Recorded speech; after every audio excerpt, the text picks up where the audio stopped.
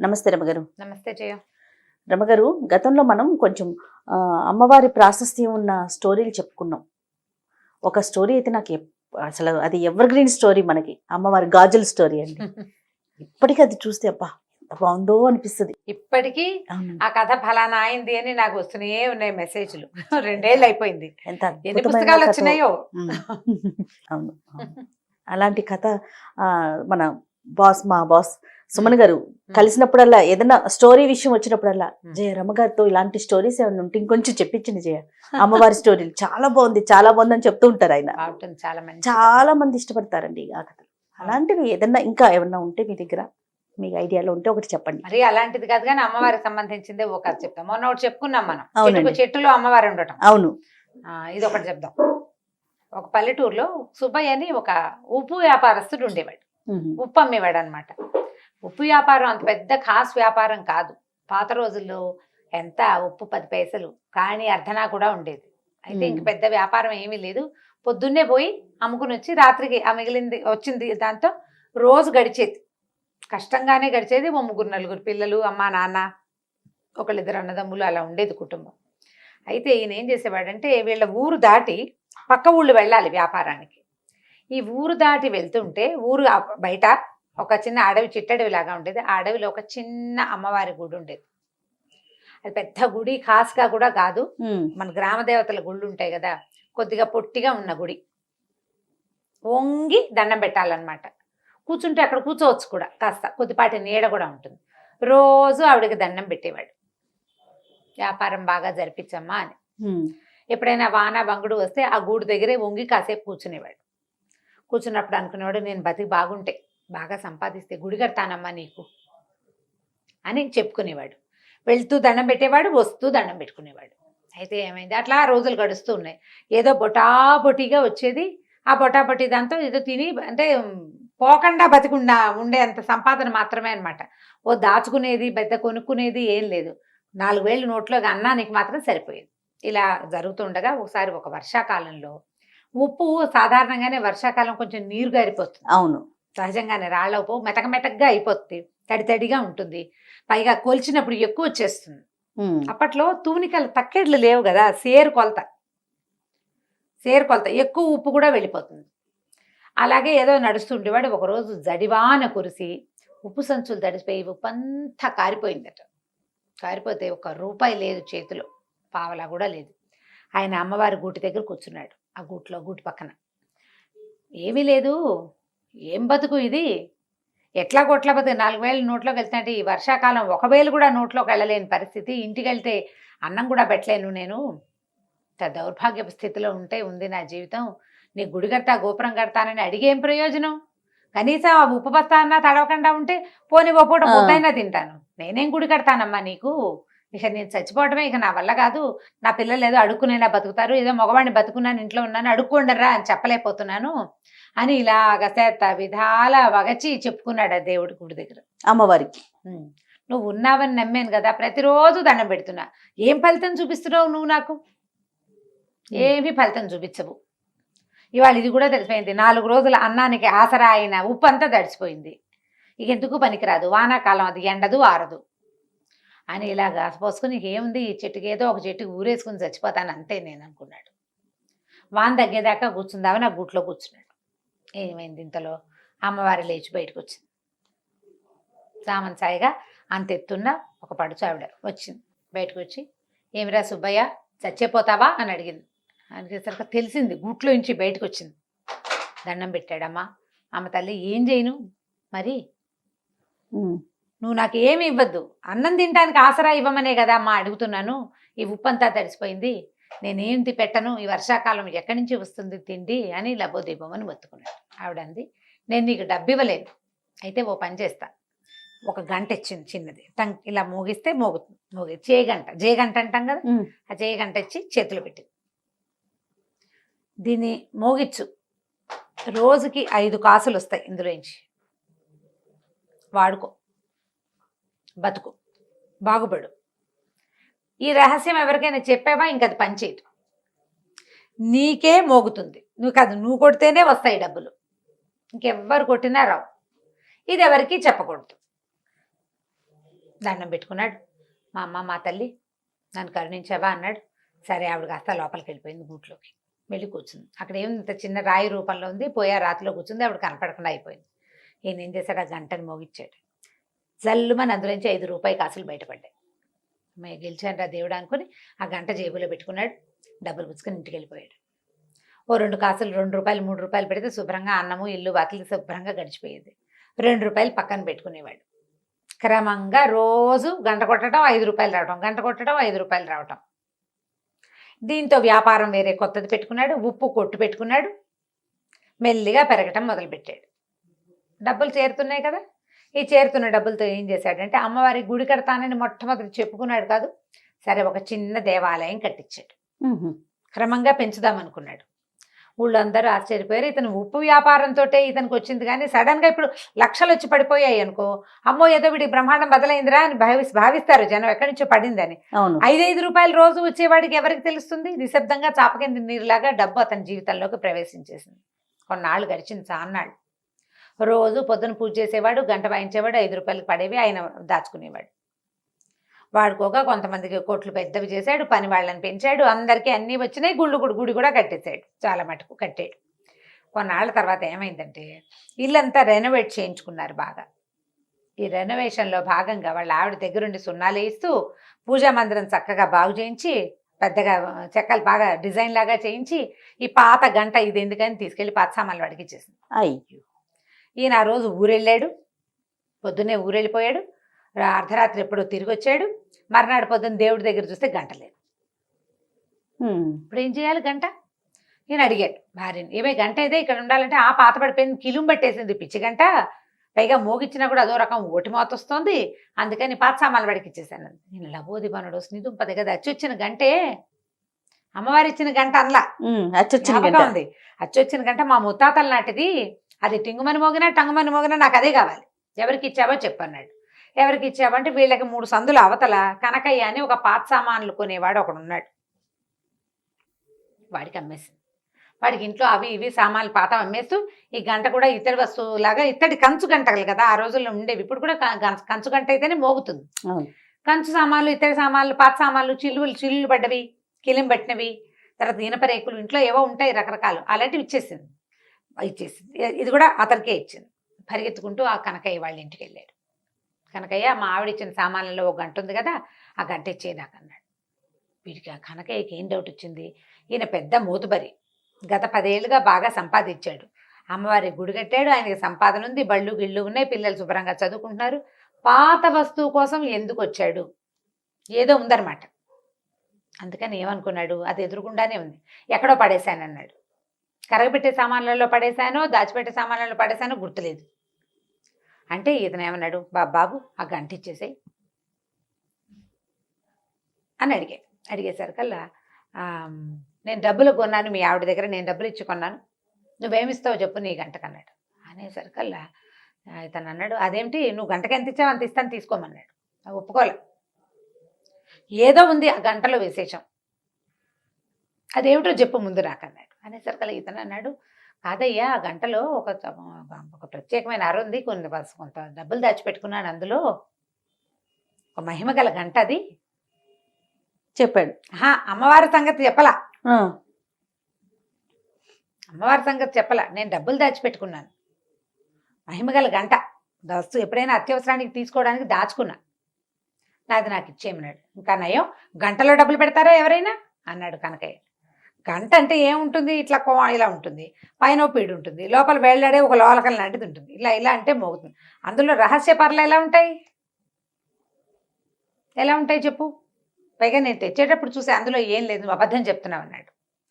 కాదు నిజమే చెప్తున్నాను, నా మాట అబద్ధం అని తెలితే 1000 వరహాలు ఇస్తాను, నేను నా గంటలో ఇచ్చి డబ్బులు తీయలేకపోతే 1000 వరహాలు ఇస్తా, నువ్వేమిస్తావో చెప్పన్నాడు ఈయన సుబ్బయ్య గారు.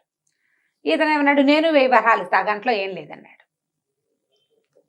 రేపొద్దున చూపిస్తానన్నాడు. సరే ఈయన ఏమనుకున్నాడు, సరేలే వాడేం చేయలేడు దాన్ని. ఈయన ఇంటికి వెళ్ళిపోయాడు. మర్నాడు పొద్దున జనాలందరినీ పిలుచుకుని ఆయన వచ్చాడనమాట. ఈ లోపల ఈ రాత్రి కనకయ్య సాయంకాలం నుంచి మొదలుపెట్టి వాళ్ళ తమ్ముడిని పిలిచాడు, బావమరిదని పిలిచాడు, ఆ గంటను తిరిగేశారు, మరగేశారు, నేలకేసి కొట్టారు, విసిరారు, ఎక్కడి నుంచి ఏమీ బయటికి రాలే. దాంట్లో ఒక అర ఉండేందుకు ఏ అవకాశము లేదు. ఎక్కడ పెట్టాడో తెలీదు. ఏమైనా రహస్యపు మీటల మీద బాగా తోమేరు మెరిసేలాగా. చింతపండు ఉప్పు పెట్టి తోమేరు, నిమ్మకాయ డిప్పేసి తోమేరు, ధగధగాయమానగా బంగారపు గంటలే మెరుస్తోంది. అందులోంచి ఏమీ బయటికి రాదు. సరే ఏమనుకున్నాడు, ఇందులోంచి ఏమీ రాలేదు కాబట్టి అతను కూడా తీయలేడు. తీయిస్తాడు, తీయకేం చేస్తాడు, చూద్దాం అనుకున్నాడు. మర్నాడు పొద్దున వారావీర ఇతని చుట్టుపక్కల వాళ్ళు నలుగురు చేరారు, ఆయన ఓ నలుగురిని తెచ్చాడు. గంట అందరి మధ్యలో ఆ గంట ఆయనకి ఇచ్చేయాలి. ఇచ్చేసరికల్లా సరే ఇందులో ఏమీ లేదు, నేను తిరిగేశాను మరగేశాను, ఇందులో ఏం లేదు, నువ్వు అబద్ధం చెప్పావు, 1000 అక్కడ పెట్టి గంట తీసుకోమన్నాడు. 1000 రూపాయలు ఇస్తానన్నాడు కదా. అయితే ఈ సుబ్బయ్య గారు అన్నాడు, ముందు గంట నా చేతిలో పెట్టు, డబ్బులు నేను తీసి చూపిస్తాను నీకు ఇందులో. సరే ఇచ్చాడు. ఇచ్చేసరికల్లా ఈయన ఏం చేశాడు, ఆ గంటను దండం పెట్టుకుని అలాగా మోగించి ఆ గంటల నుంచి 5 రూపాయల బిళ్ళలు అతని చేతిలో పెట్టాను. ఇదిగో నేను దాచిపెట్టాను, ఇదిగో అని చూపించాను. జనాలంతా ఆశ్చర్యపోయారు, ఎలా దాచావు అని. ఇప్పుడు నా పూర్వీకుల గంట కదా, ముత్తాతల నుంచి మా ఇంట్లో ఉంది, నేను దాని ఆసరాతోటే బతికాను, నేను మీకు చూపించేస్తానా, నాది ఇది, మా ఇంట్లో నుంచి ఇతను తెచ్చాడు, ఎందుకు చూపిస్తాను నేను మీకు, ఎలా దాచాను చూపించక్కర్లేదు. ఇప్పుడు కనకయ్య ఇది ఆశపడ్డందుకు ఏమిటి ఇచ్చేస్తే గంట అని అడిగితే ఏముంది, పావలా ఇచ్చుంటాడు ఆ గంటకి, ఆ పావలాను ₹1 పావలాకి ₹1 లేదా రూపాయి ఇవ్వు అంటే సరిపోయేది. పందెం కట్టేందుకు 1000 రూపాయలు ఇవ్వాల్సి వచ్చింది. అయితే ఈయనేమన్నాడు సుబ్బయ్య గారు, అంత వద్దులేవయ్యా, నా గంట నాకు ఇచ్చావు, సగం ఇవ్వు చాలు, ఆ సగం కూడా నాకు ఇవ్వద్దు, ఊళ్ళో అమ్మవారి గుడి ఉంది కదా ఊరి చివర, గుడి బాగు చేయించడానికి డబ్బులు ఇవ్వు, గుడిని పెద్దది చేయడానికి. కానీ ఈ కనకయ్య దగ్గర నుంచి 500 రూపాయలు ఇప్పించాడు ఆ గుడికి. గుడిని ఇంకా కాస్త బాగు చేశారు. మరి 500 రూపాయలు అంటే ఆ రోజుల్లో ఎక్కువ కదా. నేను అమ్మ తమ తల్లి నా మొత్తాన్ని నా చేతిలోకి వచ్చేసావు నువ్వు అని ఆ గంటకి దండం పెట్టుకుని తీసుకెళ్లి తన ఇంట్లో పెట్టుకున్నాడు. కనుక ఈ సుబ్బయ్య గారు ఉన్ననాళ్లే ఆ గంట పనిచేస్తుంది. ఆ తర్వాత ఎవరి చేతికి దొరికినా మోత వస్తుంది కానీ అందులోంచి డబ్బులు రావు. కేవలం సుబ్బయ్యకే ఇచ్చింది అనమాట అమ్మవారు అవకాశం. ఎందుకు ఇచ్చింది, అతను భక్తి వల్ల. రోజు దండం పెట్టుకుని, ఉప్పు వ్యాపారస్తుడు, ఉప్పు ఎంత అమ్ముకుంటాడు, రోజుకి రూపాయి ఆదాయం లేనివాడు, నా బతుకు బాగుంటే నీకు గుడి కడతానని భగవంతుని పట్ల ఆ రకమైన ప్రేమను అతను ప్రదర్శించినందుకు అతనికి ఆ గంట ఇచ్చిందనమాట. గంట పుచ్చుకుని ఇంటికి వచ్చేసాడు. ఆ తర్వాత ఈయన దారిని హాయిగా ఉన్నాడు, ఆయన దారిని ఆయన హాయిగా ఉన్నాడు. కథ కంచికి మనం ఇంటికి. చాలా బాగుంది, చిన్న కథ కానీ మంచి కథ, మంచి మహిమ ఉన్న కథ కదండి అమ్మవారి కథ. రైట్ రమ్మగారు, నమస్తే. నమస్తే జయ. రమ్మగారు ఈరోజు ఏం స్టోరీ చెప్పబోతున్నారు? భక్తి, భక్తిని గురించిన ఒక కథ చెప్తాం. ఓకే, అంటే భక్తిని పెంపొందించటమా? పెంపొందించడం కాదు, అసలు భక్తి, నమ్మకం, అపనమ్మకం, భగవంతుడిని తెలుసుకోవడం, తెలుసుకోకపోవడం, జ్ఞానికి అజ్ఞానికి ఉండే వ్యత్యాసం ఏమిటి? ఇంట్రెస్టింగ్ అండి. విషయం ఇంట్రెస్టింగే, కథ కూడా చాలా ఇంట్రెస్టింగ్ గా ఉంటుంది. చెప్పండి. ఇప్పుడు చాలా కాలం క్రితం పల్లెలు వాట్లలో పెద్దగా దేవాలయాలు అవి లేని ఊళ్ళు ఉండేవి వరకు. ఇప్పుడు ప్రతి పల్లెకి బోల్డని దేవాలయాలు, చిన్న చిన్న ఊళ్ళల్లో కూడా పెద్ద పెద్ద కట్టడాలు అవన్నీ ఉన్నాయి. కాదు రమ్మగారు, ప్రతి గ్రామానికి ఒక రామాలయం అంటారు కదండి. రామాలయం అంటే ఒట్టిగా మండపం, ఒక మందిరం లాంటిది. రాముల వారి విగ్రహాలు, ధూపదీప నైవేద్యాదులు అవి ఏముండవు. ఇప్పుడు మా ఊరుందా, మా ఊళ్ళో ఒట్టి రామభజన మందిరమే అది. రామాలయం అంటే సీతారాముల లక్ష్మణుల విగ్రహాలు, ఇవి షోడశోపచారాలు చేయటాలు అవి చాలా తక్కువే చేయ. భజనలు ఉండేవి, రామభజన చేస్తారు. మాకు 2 రామభజన మందిరాలు ఉండేవి. ఇప్పుడు కూడా అవే రామభజన మందిరాలు ఉన్నాయి. అక్కడ విగ్రహాలు ఏముండవు, ఏమి లేదు, 2 పటాలే, అక్కడో పటం ఇక్కడో పటం. ఇక్కడ కొన్ని జాతుల వాళ్ళు ఇక్కడ, కొన్ని జాతుల వాళ్ళు అక్కడ చేసుకోవడం. ఇప్పుడు ఒక మహాలక్ష్మి అమ్మవారు, మా ఊళ్ళ అమ్మవారు వెలిసిన ఒక దేవాలయం ఉంది, మా వాళ్ళు కట్టింది అంతే. ఇది కూడా దేవాలయం అంటే పెద్దగా మనకి గోపురాలు అవి ఉన్నది ఏం కాదు. ఒక భక్తికి ఒక సులువైన మార్గం అంతే. భగవంతుని తలుచుకునేందుకు సులువైన మార్గాలు. ఇప్పుడు పల్లెటూళ్ళల్లో, కొండ కోనల్లో ఎక్కడుండేవి దేవాలయాలు? ఉండేవి కాదు. అయితే ఏమైంది, పూర్వం చాలా కాలం క్రితం ఒక పల్లెటూరికి ఆనుకుని ఒక కోయ జాతులు కొండవాళ్ళు ఉండే ఒక పెద్ద అడవి ఉండేది. పల్లెటూళ్ళలో ఏదో సామాన్య పాఠక జనం ఉండేవాళ్ళు, 4-5 బ్రాహ్మణ కుటుంబాలు కూడా ఉండేవి. ఏదో ఎలాగోలాగా అప్పుడు ఏంటంటే కొద్దిగా చారెడు భూమి ఉంటే ఏదో దున్నుకుని వచ్చిన వడ్లతోటి అన్ని మారకపు రోజులు, వస్తు మార్పిడి రోజులు, అలాగే ఏదో బతికేవాళ్ళు. పెద్దగా డబ్బులు గిబ్బులు అన్ని చోట్ల డబ్బు ఉండటము, ధనంగా ధనికులు భూస్వాములు ఉండే రోజులు కావు అసలు అవి. ఒకవేళ ఉన్నా ఎక్కడో పెద్ద ఊళ్ళల్లో ఉండేవాళ్ళు. ఈ పల్లెల్లో వాటిలలో ఏదో ఉంటే పొలాలే తప్పిస్తే డబ్బున్న వ్యవహారం ఏమీ కనపడేది కాదు. అయితే ఈ పల్లెటూరు అనుకున్న మొన్న అడవి ఉంది కదా, అందులో కొన్ని కోయా కొండ జాతుల వాళ్ళు ఉండేవాళ్ళు. అయితే ఏమైందట, ఓ సంవత్సరం బాగా వానలు పడి పైనుంచి ఒక సెలయేరులో కొన్ని దుంగలు అవి కొట్టుకొస్తాయి కదా, అట్లా అవునండి. ఒక చెట్ల కొమ్మలు కొట్టుకొస్తాయి, దుంగలు కొట్టుకొచ్చేస్తాయి, వానకి మొదలు కదిలిపోయి చెట్లు పడిపోతాయి, అదంతా కింద కొట్టుకొచ్చేస్తుంది. అట్లా కొట్టుకొచ్చిన వాటిల్లో ఒక అంత పెద్ద చింతమొద్దు దొరికింది వాళ్ళకి. చింతమొద్దు దొరికితే అది బాగుంది అనుకున్నారు. ఇప్పుడు మిగిలిన చెట్లు అన్ని ముక్కలు చేసి పెట్టుకున్నారు. ఈ చింతమొద్దుని మామూలుగా ఏం చేస్తారంటే చింత కానీ వేప కానీ మామిడి కానీ నీటిలో బాగా నాననిస్తారు. దాన్ని ఏదో అంటారు, పేరు గుర్తు రావట్లేదు. దీన్ని ఏంటంటే దాని లైఫ్ పెరుగుతుందన్నమాట, నీటిలో నానిన కొద్దికి గట్టిదనం వస్తుంది చెక్కకి. తర్వాత దాన్ని ఆరబెట్టి దాంతో ఫర్నిచర్ చేసుకుంటారు. సీజనింగ్ అంటారు, సీజన్డ్ వుడ్ దాని పేరే అది. ఆ సీజనింగ్ ఏంటంటే నీళ్ళలో పడేసేయటం అనమాట. నిద్రగన్నేరు చెట్లు కూడా కొట్టేసి పెద్ద పెద్ద దుంగల్ని చెరువుల్లో పడేస్తారు. పడేసి కొంతకాలం బాగా అది నానిన తర్వాత దాని లైఫ్ పెరుగుతుంది. ఆ చెక్క లోపల ఇంక్లూషన్స్ ఉంటాయా, వరుసల్లో వస్తాయి లోపల, ఆ తెరలు అవన్నీ ఫిక్స్ అవుతాయి అన్నమాట. దానికి బిగు వస్తుంది ఆ చెక్కకి. అట్లా ఈ నీళ్లలో నాననిచ్చారు. ఆ చింతమొద్దుని ఒకరోజు పగలేద్దామని దాన్ని తీసుకొచ్చి బయట పెట్టుకున్నారు. బాగా ఆ మాత్రం ఎత్తుగా ఉన్నది, బాగా మంచిది. ఇట్లా కావలించుకుంటే ఒక పెద్ద 2 బలాఢ్యులు అట్నుంచి ఇట్నుంచి పట్టుకున్నా వాళ్ళ చేతులు కలవనంత పెద్ద దుంగ అది. 2 బలమైన వాళ్ళు 2 చేతులు అట్నుంచి ఇట్నుంచి కావలించుకుంటే బాగా ఆ మాత్రం కైవారం ఉంటుందా, అంతకంటే ఎక్కువ, అంత పెద్దది, అంత పెద్ద దుంగ. అంత పెద్దదంటే చాలా మంచి వస్తువులు అవి బాగా తయారవుతాయి అని భావించారు. అయితే ఏం చేశారు, నీళ్ళ నుంచి బయటపడేసారు. కొద్దిగా ఆరాక దాన్ని పగలేయటానికి కొట్టేసరికల్లా ఏమైందంటే దానికి బార్క్ లాగా ఉంటుంది కదా, అది ఏమంటారు మన బెరడు, అది ఊడిపోయింది. అది ఊడిపోయి దుంగ కొంచెం పక్కకి వాలితే కింద అది పగలగొట్టడానికి దుంప తెగింది. ఒక కుర్రాళ్ళు కొంతమందికి నేల మీద పడుకున్నారు. ఒక కుర్రాడు నేల మీద పడుకుని ఇట్లా అలా చూసేసరికి ఆ దుంగకి ఇవి చెక్కల్లో ఒక రకమైన తెరలుగా ఒక డిజైన్ లాగా ఉంటుంది కదా, ఆ డిజైన్ ఎలా కనపడిందంటే దాని మీద ఉన్నది ఆ దుంగకి 2 కళ్ళు ఉన్నట్టు కనపడింది వాడికి. ఓ ఇది చూస్తోందిరా అన్నాడు. చూడటం ఏమిటి, దాన్ని నిలబెట్టారు. చూస్తే ఇట్లా నిలువుగా ఉన్న దుంగకి ఇట్లా 2 కళ్ళల్లే కనపడ్డాయి. అప్పుడు వాళ్ళు ఏమనుకున్నారు, ఎంత కొట్టినా కసుగందల చెక్క ఎక్కడ, బెరడు మాత్రం ఊడిందంతే. చూస్తుంటే వాళ్ళకి సంతోషం వచ్చేసింది. ఈ దుంగని ఇది జేజి అని భావించి ఏం చేశారు, ఆ చెరువు పక్కనే ఎక్కడ సెలయేరు ఎక్కడ కిందకు వచ్చిందో దానికి కొంచెం పక్కగా ఆ తడి ఇవక లేకుండా చూసుకుని ఓ చోట నిలబెట్టి బొట్టు పసుపు రాసి బొట్టు పెట్టుకున్నారు. అక్కడి నుంచి ఆ దుంగని జేజిగా భావించి రోజు దండం పెట్టుకోవటం మొదలుపెట్టారు. పసుపు రాసేవాళ్ళు, బొట్టెట్టేవాళ్ళు. ఏదో శుక్రవారాలు శనివారాలు ఏమీ తెలియదుగా వాళ్ళకి, అమాసలు పున్నాలు తెలుసు, కార్తెలు తెలుసు. ఆ ప్రకారంగా అప్పుడు ఆ కార్తెలు అమ్మవారికి చేయవలసిన కొలుపులు ఈ దుంగ జేజికే చేసుకునేవాళ్ళు వాళ్ళు. అయితే ఒకనాడు ఈ పక్కన పల్లెటూళ్ళలో బ్రాహ్మణ కుటుంబాలు ఉన్నాయి కదా, ఈ పల్లె నుంచి ఒక ఆయన అటు దారేపోతూ చూసి ఇట్లా నిలబడి ఉన్న అమ్మవారిలో ఒక శక్తి ఆయన ఆకర్షించింది.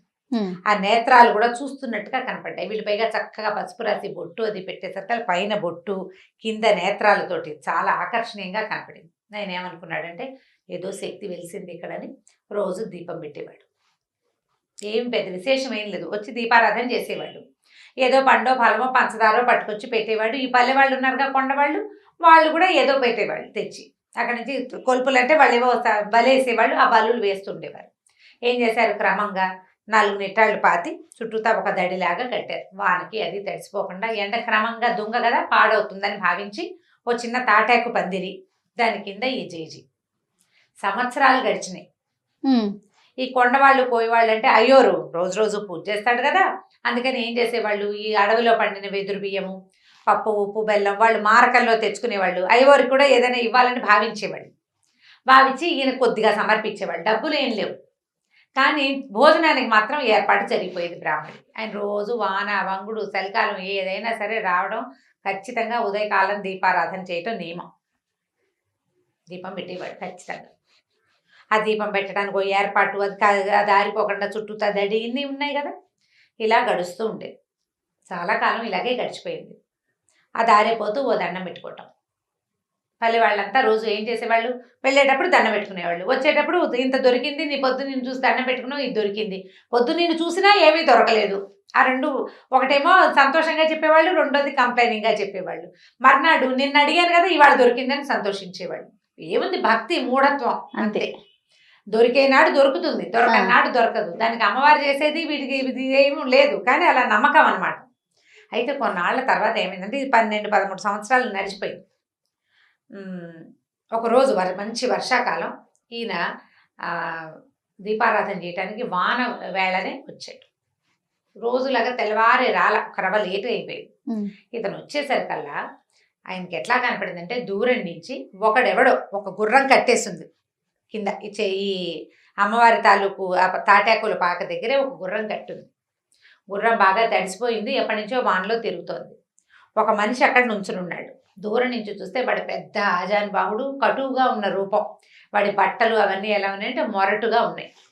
ఆ రోజుల్లో గుర్రాలు అందరి దగ్గర లేవు, బందిపోటు దగ్గర దొంగల దగ్గర మాత్రమే ఉంటాయని చెప్పుకునేవాడు. వీడెవడో బందిపోటు దొంగ. వాడు అమ్మవారితో ఏదో అక్కడ నిలబడి మాట్లాడుతున్నాడు. ఇటు వచ్చి వెనక్కి వచ్చాడు. అమ్మో వీడు వచ్చేస్తున్నాడు అని చెప్పి ఆయన దగ్గరికి వెళ్ళకుండా దూరంగానే చెట్టు చాటును నిలబడ్డాడు. వాడు ఏం చేశాడు, ఆ గుర్రానికి కట్టి ఉన్న సామాన్లలో ఒక గొడ్డలు తీసుకెళ్ళాడు. గొడ్డలు తీసుకెళ్ళి ఆ గొడ్డలతో ఆ చెట్టుని నరకబోయాడు. ఆ జేజిని, ఆ దుంగని నరకబోయాడు. నరకబోయేసరికి ఆ దుంగల నుంచి ఒక ఆవిడ బయటకు వచ్చింది. అదంతా ఈ బ్రాహ్మణ ఆయన చూస్తున్నాడు. ఇక్కడ ఏం జరిగింది, ఇతను ఒక బందిపోటు దొంగ. 4-5 రోజులుగా దారులు కాచి సంపాదించడానికి ప్రయత్నం చేస్తున్నాడు. ఏ అవకాశము అతనికి కుదరలేదు. పోనీ 4 కట్టెలు కొట్టి ఇంటికి పట్టుకెళ్తే ఇంట్లో వాళ్ళు కాస్త కలుగంజో తాగుతారంటే, వర్షాకాలం వాన విపరీతంగా, ఎక్కడా కట్టె లేదు, ఏమీ లేదు. ఇంట్లో ముసలి తల్లి ఉంది, కడుపుతో ఉన్న భార్య ఉంది, 1-2-3 చిన్నపిల్లలు ఉన్నారు. వాడికి ఆహారం అవసరం ఇంటికి. దొంగే వాడు ఇదంతా చూసి ఎక్కడ అడవిలో దొరక్క తిరిగి వెళ్ళిపోతూ ఈ దుంగను చూశాడు. ఈ కట్టడంలో ఉండి ఏమి తడి అంటూ అంటకుండా ఉన్నది. దీన్ని పగలేసి సగమైన గుర్రం మీద మోసుకెళ్ళిపోతే ఓ సంచి తెచ్చుకున్నాడు. గోన్ సంచి కూడా ఉంది వాడి దగ్గర. తడవకుండా పట్టుకెళ్ళిపోతే పట్నం పట్టుకెళ్ళి అమ్మేసుకోవచ్చు, ఇంట్లో వాళ్ళకి 4 నూకలు వస్తాయి, కాస్త 4 నూకలు కొనుక్కోవచ్చు. ఆ ఉద్దేశంతో అతను ఏం చేశాడు, ఇక్కడ ఏమి ఆ వస్తువు దొరికింది ఏమీ లేదు. పూజ జరుగుతోందని తెలిసింది, కానీ పూజ ఏమిటి దుంగకి, తను చేయడు ఆ పూజ, జస్ట్ చూశాడు అంతే. గొడ్డలు తీసుకొచ్చి నరకబోయాడు. నరకపోతే అందులోంచి అమ్మవారు లేచి బయటకు వచ్చింది. వీడికి కనపడుతోంది బ్రాహ్మణ ఆయన నిమిత్తలు నుంచున్నాడు కదా పెద్ద మనిషి.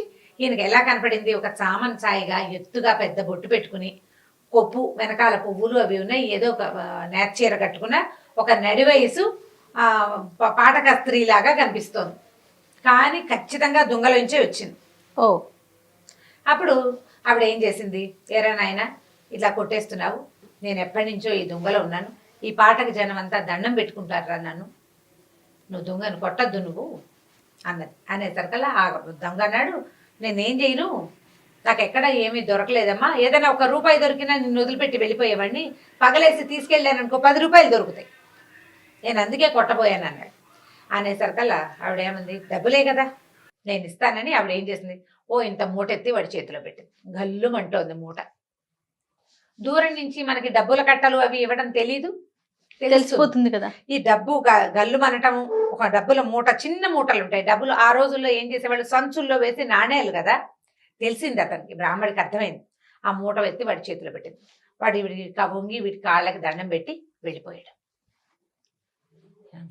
అవురా 12-13 సంవత్సరాల నుంచి అర్చన చేస్తుంటే 10 పైసలు ఇవ్వలేదే నాకు, వీడెవడ గొడ్డలెత్తితే ఇచ్చేసింది. ఇదనమాట మార్గం, ఇదే కదా మార్గం.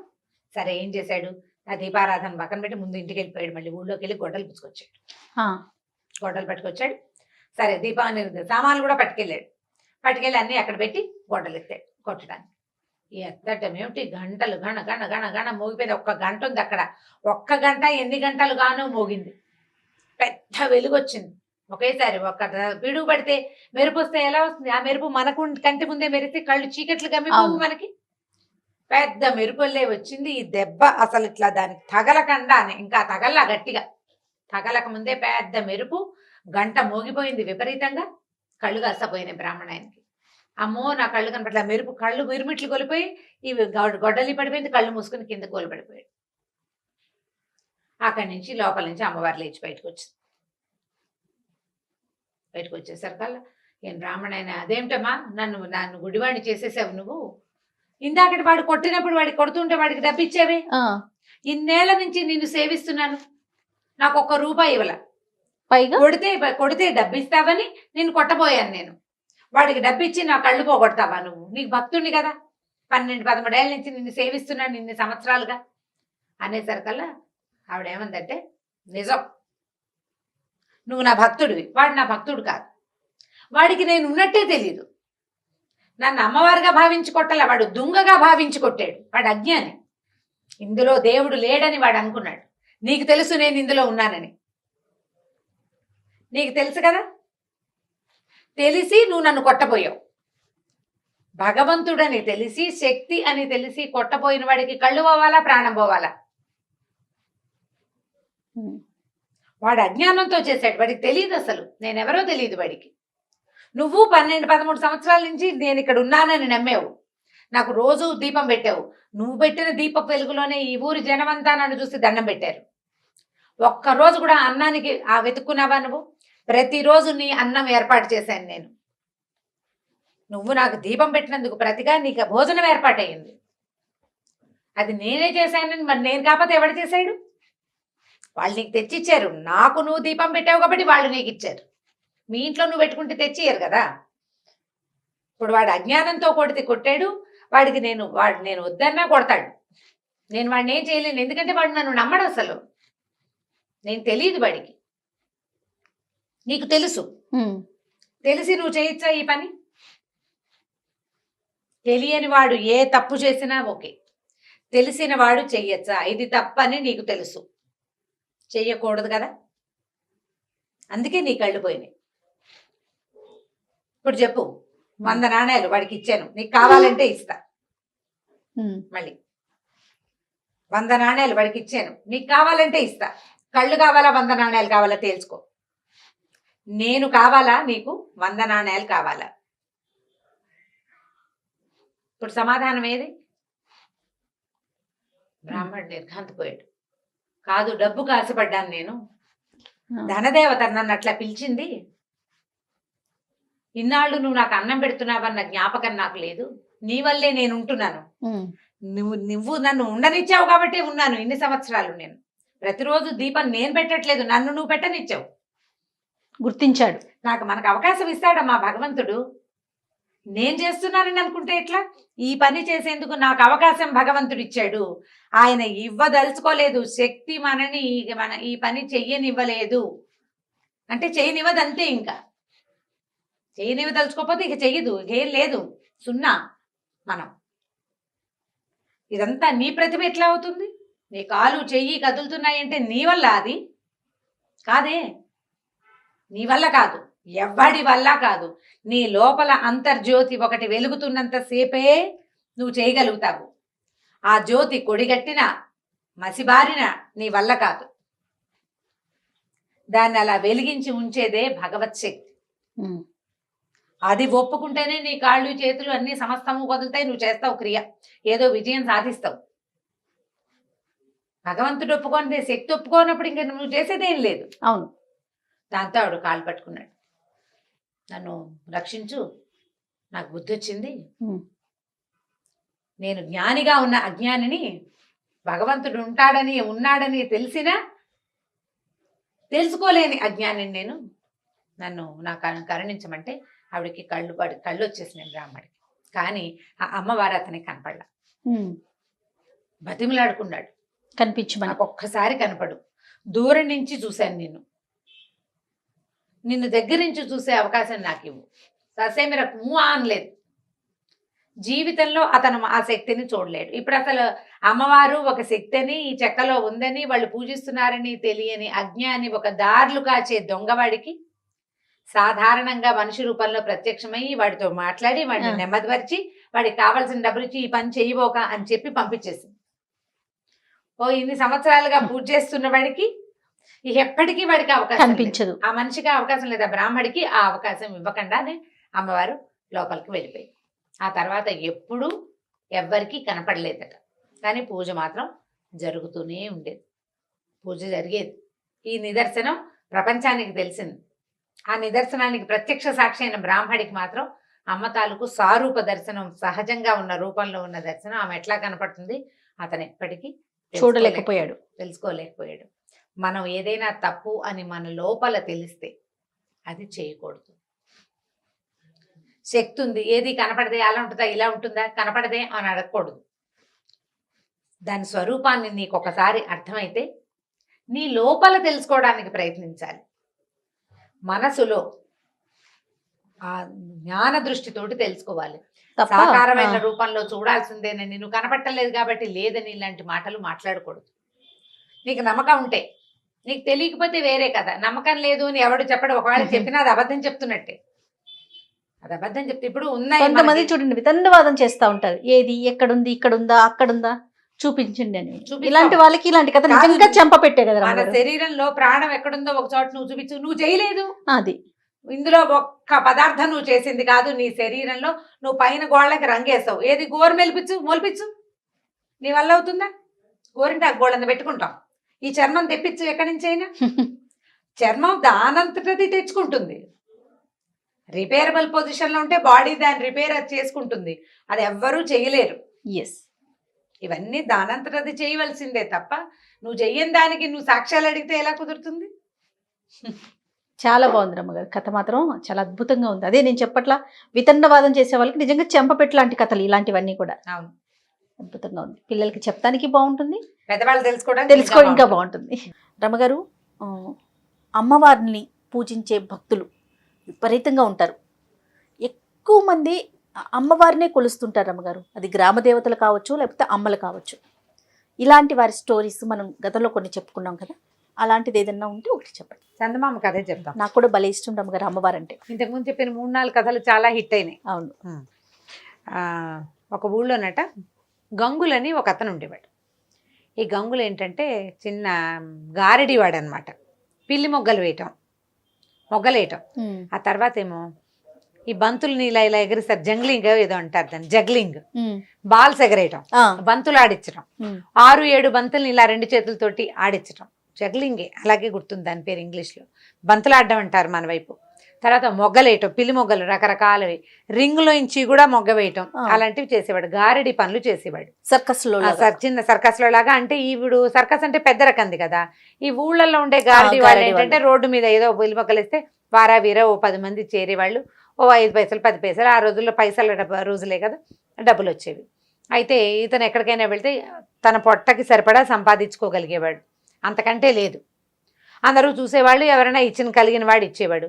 లేదా ఆ ఊర్లో ఇంచి పోతుంటే ఏ మున్సబ్ గారో ఎవరైనా ఏరా ఏమిట్రా ఖాళీగా ఉన్నామంటే 2 మొగ్గలేసి 4 బంతులు ఆడిచి, లేదా జాంపళ్ళు ఏమైనా కనిపిస్తే 4-5 పళ్ళని ఎగరేసి వాళ్ళకి కాస్త సరదా పుట్టిస్తే ఆ పూట అన్నం పెట్టేవాళ్ళు. ఏదో ఒడ్లు పోయిండ్రా వీడికి గంగులకి కాసిన మినువులు ఇవ్వండిరా అంటే ఆ 4 వస్తువులు తెచ్చుకునేవాడు.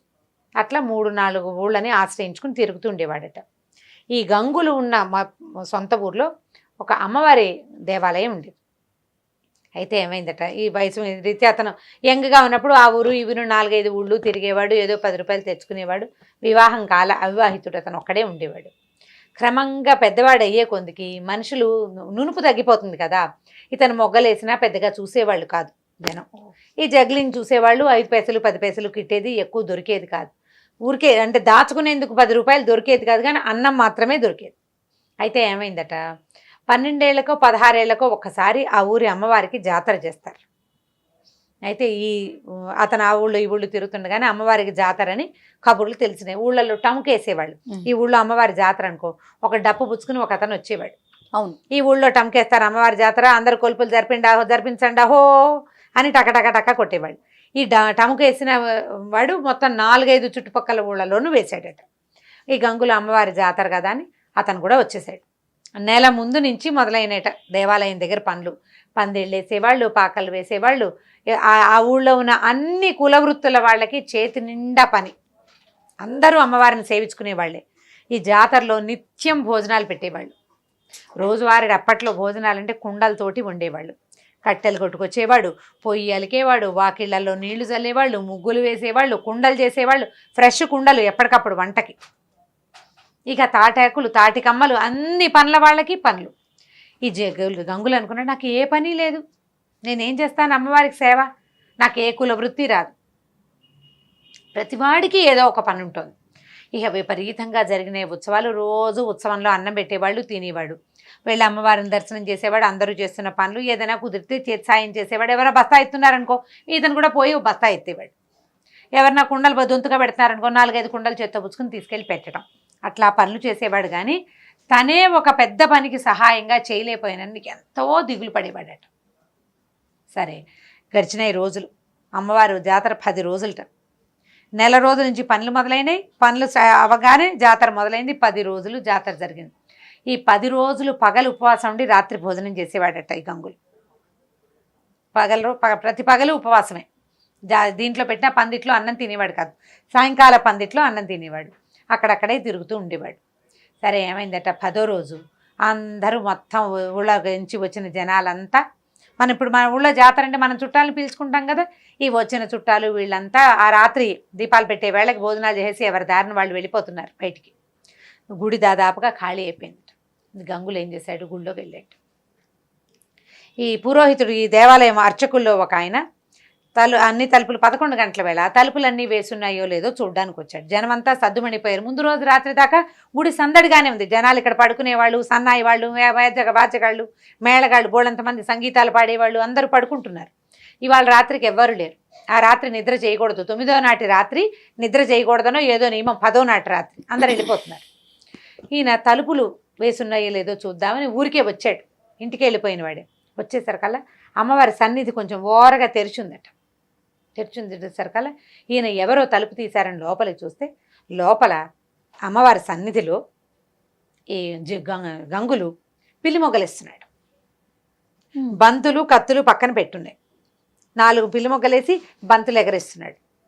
బంతులు పక్కకు పెట్టి కత్తితోటి అతనికి కరవాల విద్య అంటే అది కూడా ఈ మన గారడి వాళ్ళు చేసే విద్య అనమాట. చేస్తున్నసరిగా ఈయన తెల్లబోయి ఇదేమిటి వీడు రాత్రిపూట ఇట్లా చేస్తున్నాడని ఏం చేశాడు, తను ఒక్కడు వెళ్ళకుండా గబగబా వెనక్కి వెళ్ళి ధర్మకర్తని మిగిలిన అర్చకుల్ని పిలుచుకొచ్చాడు.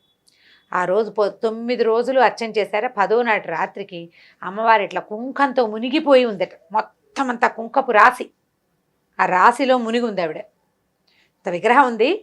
రోజు అర్చనే కదా, పొద్దున సాయంత్రం మధ్యాహ్నం 3 పూట్ల అర్చనలతోటి కుంకపు రాశి అనమాట.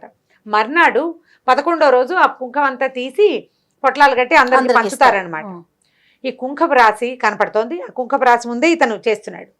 ఈయన పరిగెత్తుకుంటూ వెళ్ళి ముందు ధర్మకర్తకి చెప్పాడు. ధర్మకర్త వచ్చేసరికల్లా ఈయన తలుపు కొద్దిగా ఓరగా ఉన్న తలుపులోంచి లోపలికి చూస్తే గంగులు పడుకుని ఉన్నట్టు. పడుకునుంటే అతను పడుకున్న చోట అమ్మవారు కూర్చునుంది పక్కన. గంగుల తల ఆవిడ ఒళ్ళో ఉంది. ఒళ్ళో ఉంది. ఏం చేస్తోంది ఆవిడ, పమట కొగ్గుతో ఇట్లా ఇట్లా ఇట్లా ఇట్లా విసురుతోందట. చెమటలు పట్టి ఉన్నవాడిని వాడి మొహం మీదకి గాలి విసురుతోంది అమ్మవారు. విగ్రహం ఉండాల్సిన స్థానంలో విగ్రహం లేదు. ఈవిడ ఇక్కడ కూర్చునుంది. ఆవిడ ఒళ్ళో ఉన్నాడు. అతను ఒళ్ళో తల పెట్టుకుని పడుకుని ఉన్నాడు. ఈయన అట్లా నిర్ఘాంతపోయి నుంచున్నాడు. ఈ లోపల ముందెళ్ళిన పూజారి ఉన్నాడు కదా, చాలా మందిని 5-6 పూజారులను పిలుచుకొచ్చాడు. అందరూ తలుపు తోసేశారు కల్లా గంగులు పడుకుని ఉన్నాడు. ఇంకెక్కడ ఏం లేదు. ఈయన ఏమో ధర్మకర్త నేను చూశానంటాడు. ఇక్కడ ఏమీ లేదు కదండి, అలా ఏం జరగలేదంటే ఈ కుంకపు రాసి ఉంది కదా, ఈ రాశికి బయట వైపు ఒక పాదముద్ర ఉందట కుంకంలో. అంటే ఆవిడ అందులోంచి అడుగు బయట పెట్టి వచ్చింది. వీళ్ళెవ్వరూ దాన్ని చూడలేదు ఆ దృశ్యాన్ని. ఆ ధర్మకర్త ఆయన ఒక్కడే, ధర్మకర్త ఒక్కడే చూశాడు. మిగిలిన వాళ్ళంతా జాతరలో పాలు పంచుకొని జాతరలో సేవ చేశారు. నిజమైన భక్తుడు వీడు. ఆమెకి కోసమే సేవ. జాతరలో ఉన్న వాళ్ళంతా చుట్టాలు పిలిచారు, పక్కలు పిలిచారు, అది చేశారు, ఇది చేశారు. ఎవడికి ముట్టాల్సిన డబ్బులు వాడికి ముట్టింది, ఎవరి గొంతుకి రావాల్సిన ప్రసాదం వాడికి వచ్చింది. వీడికి ఏదీ లేదు. వీడికి ఏమీ లేదు. కేవలం అందరూ అమ్మని సేవిస్తున్నారు, నేను సేవించలేకపోతున్నానన్న దిగులు తప్ప. తనకు వచ్చిన విద్యని ఆవిడొక్కదానికే ప్రదర్శించాడు. ఈ 10 రోజుల్లో అతను ఎక్కడ తన గారడిని ప్రదర్శించి 10 పైసలు తీసుకోలే. ఆమె కోసమే చేశాడు. ఆ కుంకపు పాదముద్రను చూసేసరికల్లా మిగిలిన వాళ్ళంతా నమ్మారట. ఈ కుప్పగా ఉన్న కుంకంలో పాదాల ముద్ర కనిపిస్తోంది. పాదం పొడుగుది కనపడుతోంది, స్త్రీ పాదం అని తెలుస్తోంది. దాంతో అందరూ నిద్రలేపారు. అతన్ని నిద్రలేపితే అమ్మవారిని సేవించుకోవడానికి వచ్చానని చెప్పాడు. బయటికి పంపించేశారు. అందరూ కలిసి అతన్ని తీసుకెళ్లారు. ఆ తర్వాత గంగుల్ని ఆ దేవాలయంలోనే ఉంచుకున్నారట. అతను దేవాలయ సేవకుల్లోనే ఉన్నాడు. నిజమైన భక్తి ఎవరిదంటే భగవంతుడి కోసమే ఎవరైతే నిస్వార్థంగా ఆయన భగవంతుడి కోసమే చేసే సేవ అని భావిస్తాడో వాడిది నిజమైన భక్తి. వాడి కోసం అమ్మ వాడు అలసిపోతే ఆదరించడానికి వస్తుంది, వాడికి ఆకలిస్తే అన్నం పెడుతుంది. మిగిలిన వాడు ప్రయత్నపూర్వకంగా సాధించాలి దాన్ని. నిజమైన భక్తుడికి ఏ ప్రయత్నం ఒక్కర్ల, భక్తే వాడి ప్రయత్నం, అంతే, అదే సాధనం, అదే ఇంకా ఏమీ లేదు, భక్తే వాడి సాధన. ఆ రకంగా ఈ భక్తుడైన గంగులు అక్కడే ఉండిపోయాడట. ఇంకా అతను ఎప్పుడూ బంతులాడలేదు, ఏమీ చేయలేదు, కేవలం దేవాలయంలో ఆ పని ఈ పని చేస్తూ అక్కడే ఆవిడని సేవిస్తూ ఉండిపోయాడు. కథ కంచికి మనం ఇంటికి. చాలా అద్భుతంగా ఉంది రమగారు కథ. అంటే మీరు చెప్తున్నంతసేపు అలా కథలో లీనమైపోతున్నాం. చాలా బాగుంది. పిల్లలకి చెప్తాను కానీ మనకైనా ఒక భక్తిపూర్వక కథ కదా రమగారు. మనము ప్రతి స్టోరీలో పిల్లలకి సంబంధించి ఒక నీతి కథ మాట్లాడుకుంటూ ఉంటాం. ప్రతి వీడియోలో కూడా మనం అది కంటిన్యూ చేస్తూ వస్తున్నాం. అయితే ఈరోజు నాకేమనిపించిందంటే తల్లులకి ఏదైనా చెప్పదగ్గ స్టోరీ ఉంటే చెప్పిద్దాం మీతో అని అనిపించింది. కానీ మీరు ప్రతి దాంట్లో ప్రతి వీడియోలో కూడా మీరు చెప్తూనే ఉంటారు, ముందు తల్లులు నేర్చుకోవాలి, తల్లులు ఆచరించాలి, తర్వాత పిల్లలు ఫాలో అవుతారని. సరే, తల్లులకి కథ అంటే ఇది ఒక నా ఫేవరెట్ స్టోరీ. చాలా సంవత్సరాల క్రితం చదివాను నేను. బహుశా నా కాలేజ్ మొదలైన కాలంలో 30 ఏళ్ళైనా అయ్యిందని అనుకుంటున్నా. అంత పాత కథ. మామూలుగా నేను రైటర్స్ని గుర్తుపెట్టుకుంటా. ఏదైనా ఒక కథ చదివితే కథ రైటర్ ఎవరు అని చెప్తూ ఉంటారు కూడా మీరు. ప్రతిదానికి రైటర్ పేరు చెప్తాను. నేను చదువుతాను అంటే ఇప్పుడు ఒకరి కథలు నచ్చినాయి అనుకో, వారి కథలు వెతుక్కుని అవి చదవటం, అలా నాకు ముందు నుంచి అలవాటు ఉంది.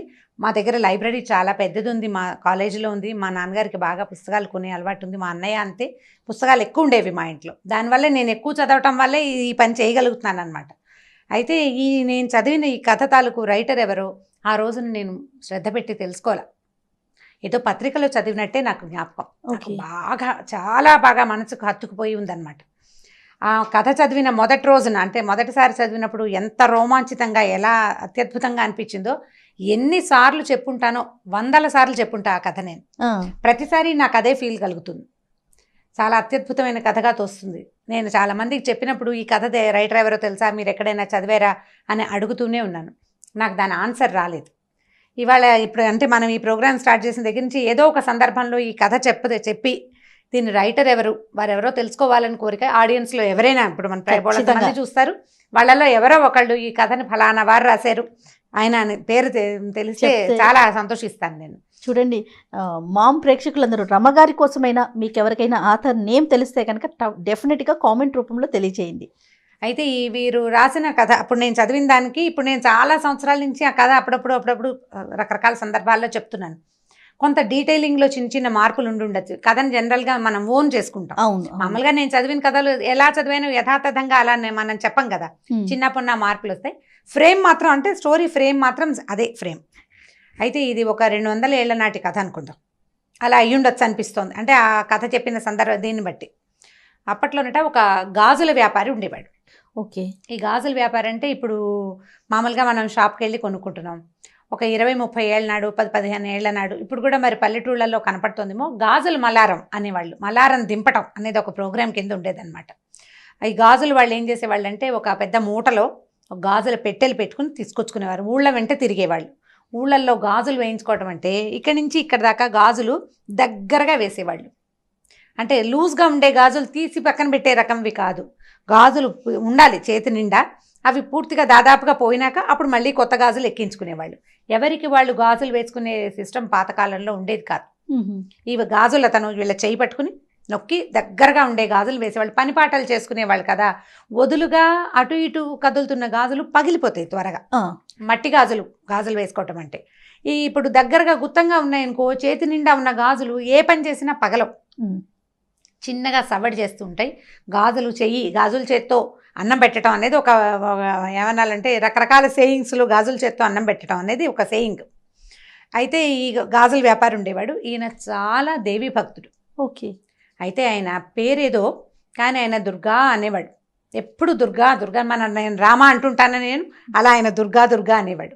ఈ దుర్గా ఎట్లా అంటే కనపడ్డ అమ్మాయి దుర్గే, గాజులు వేయించుకునే అమ్మ తల్లి దుర్గే, అందరూ దుర్గలే. అతను అలా దుర్గా అని ఎప్పుడు దుర్గని తలుచుకుంటుంటే ఆయన దుర్గాదాస్ అని వాళ్ళట. అయితే ఈ దుర్గాదాసు ఊళ్ళ వెంట తిరుగుతూ ఉండేవారు, గాజులు వేసేవాడు.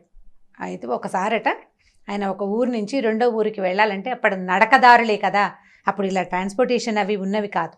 ఈ నడక దారిలో ఆయన వస్తూ ఉంటే ఒక చెరువు పక్క నుంచి వెళ్తున్నాడు. ఆ చెరువు గట్టున ఒక అమ్మాయి కనపడింది ఆయనకి. అమ్మాయి మరీ చిన్నపిల్ల కాదు, ఒక 25-30 సంవత్సరాల లోపల వయసు ఉంటుంది. అందంగా చక్కగా బాగుంది. ముక్కుకి ఒక ముక్కు పుడక, రెండో ముక్కుకి బేసరి. పాత రోజుల్లో అలా ఉండేవి కదా, 2 ముక్కు పుడకలు ఉండేవి. అక్కడి నుంచి సర్వాలంకారాలతోటి అమ్మాయి చక్కగా ముత్తైదు పెళ్ళైన అమ్మాయి కనపడి పిలిచి గాజులేస్తావా అని అడిగింది.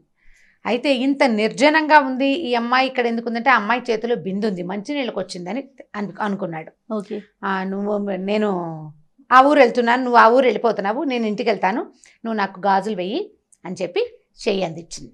అందించేసరికల్లా ఈయన ఏం చేశాడు, సరే ఒక చెట్టు కింద దింపాడు మల్లారం. పెద్దవాడు, ఒక 50 ఏళ్ళు ఉండుంటాయి బహుశా. అమ్మాయి చెయ్యి అందిస్తే ఎర్రవి బాగున్నాయి, ఆకుపచ్చవి బాగున్నాయి, పసుపచ్చవి బాగున్నాయి అంటే 3 రంగుల గాజులు చేతుల నిండా వేశాడు. పిల్లని చూస్తే కలిగిన అమ్మాయి లాగానే కనపడుతుంది. ఈ అమ్మాయి దగ్గర డబ్బులు ఉండవని అతను ఎందుకు ఊహిస్తాడు? గాజులు వేయించుకుని ఏదో తృణమో పణమో, అప్పుడు పెద్ద ఖరీదులు కాదు, కాసు, అరకాసు, పావల, 10 రూపాయలు బేడలు కాణీలు ఉండే రోజులు, అణాలు అర్ధనాళ్ళు ఉండేవి. అయితే ఇవి వేసిన తర్వాత ఈ అమ్మాయి ఏం చెప్పిందంటే, నువ్వు ఈ ఊరు వెళ్తున్నావు కదా, ఫలానా శివాలయం ఉందా, శివాలయం పక్కన కర్ణం గారి ఇల్లు ఉందా, ఆ పక్క సందులోంచి కొంచెం లోపలికి వెళ్తే ఒక ఎత్తరుగుల ఇల్లుంది, ఆ ఇల్లు మాదే, మా నాన్నగారు ఉంటారు, ఈ గాజులకు డబ్బులు నువ్వు అక్కడ తీసుకో ఓకే అని చెప్పింది. చెప్పేసరికల్లా అదేమిటి నువ్వు డబ్బులు లేకుండా ఎందుకు వేయించుకున్నావని అదని అతను అనలా. ఎందుకంటే ఇది అతను పనే కానీ అదే వ్యాపకంగా చేస్తున్నాడు కానీ వ్యాపారంగా చేయటం లేదు ఆయన. ఇలా స్త్రీ రూపంలో ఈ అమ్మాయిలకి గాజులు వేస్తూ అమ్మవారికి గాజులు వేసినంత సంతోషించేవాడు. అతనికి వచ్చిన కొంత సంపాదనే అతనికి చాలు, ఏదో ఇచ్చింది పుచ్చుకునేవాడు అంతే. సరే ఏమన్నాడు, ఈ అమ్మాయి బిందె పుచ్చుకుంది, ఇంకా నేను నీళ్ళు తెచ్చుకోవాలి, నువ్వు వెళ్ళిపోతున్నావు కదా, వెళ్ళి తీసుకోమంది. మా నాన్నగారి ఇంటికి వెళ్ళు, మా అత్తారు ఇల్లు ఇది, మా నాన్నగారు ఊరు ఆ ఊరు, మా అత్తారు ఊరు ఈ ఊరు అని చెప్పింది. చెప్పేసరికల్లా మా నాన్నని అడిగి డబ్బులు తీసుకోమంటే ఈయన బ్యాగ్ అంతా సర్దుకున్నాడు. బయలుదేరుతుంటే ఓవేళ మా నాన్నగారు ఆయనకి నా మీద కోపంగా ఉంది, మా అత్తారి మీద కోపం వచ్చింది, మాకు అమ్మాయి లేదు నేను ఇవ్వనంటాడేమో, మా దేవుడి గదిలో కుంకుమ భరణి ఉంది, దేవుడి మందసాన్లోనే కుంకుమ భరణి ఉంది పాతది, అందులో కాసుంది, అది తీసి ఇవ్వమన్నానని చెప్పి. ఆయన కాదంటాడు, నువ్వు గట్టిగా పట్టుకో, నువ్వు గాజులు ఎన్నేసావు, డబ్బులు తీసుకోవాలి కదా, కాబట్టి ఆయన కాదన్నా సరే ఈ మాట చెప్పి డబ్బులు తీసుకో అని చెప్పి. సరే అన్నాడు. ఆ అమ్మాయిని అక్కడ వదిలిపెట్టి ఈయన సంచి తన తట్టాబుట్ట సర్దుకుని ఆ ఊళ్ళోకి వెళ్ళాడు. శివాలయం వచ్చింది, దండం పెట్టుకున్నాడు, కర్ణం గారి ఇల్లు కనపడింది, పలకరించాడు, పక్క సందులోంచి లోపలికి వెళ్ళాడు. ఎత్తరుగుల ఇల్లు.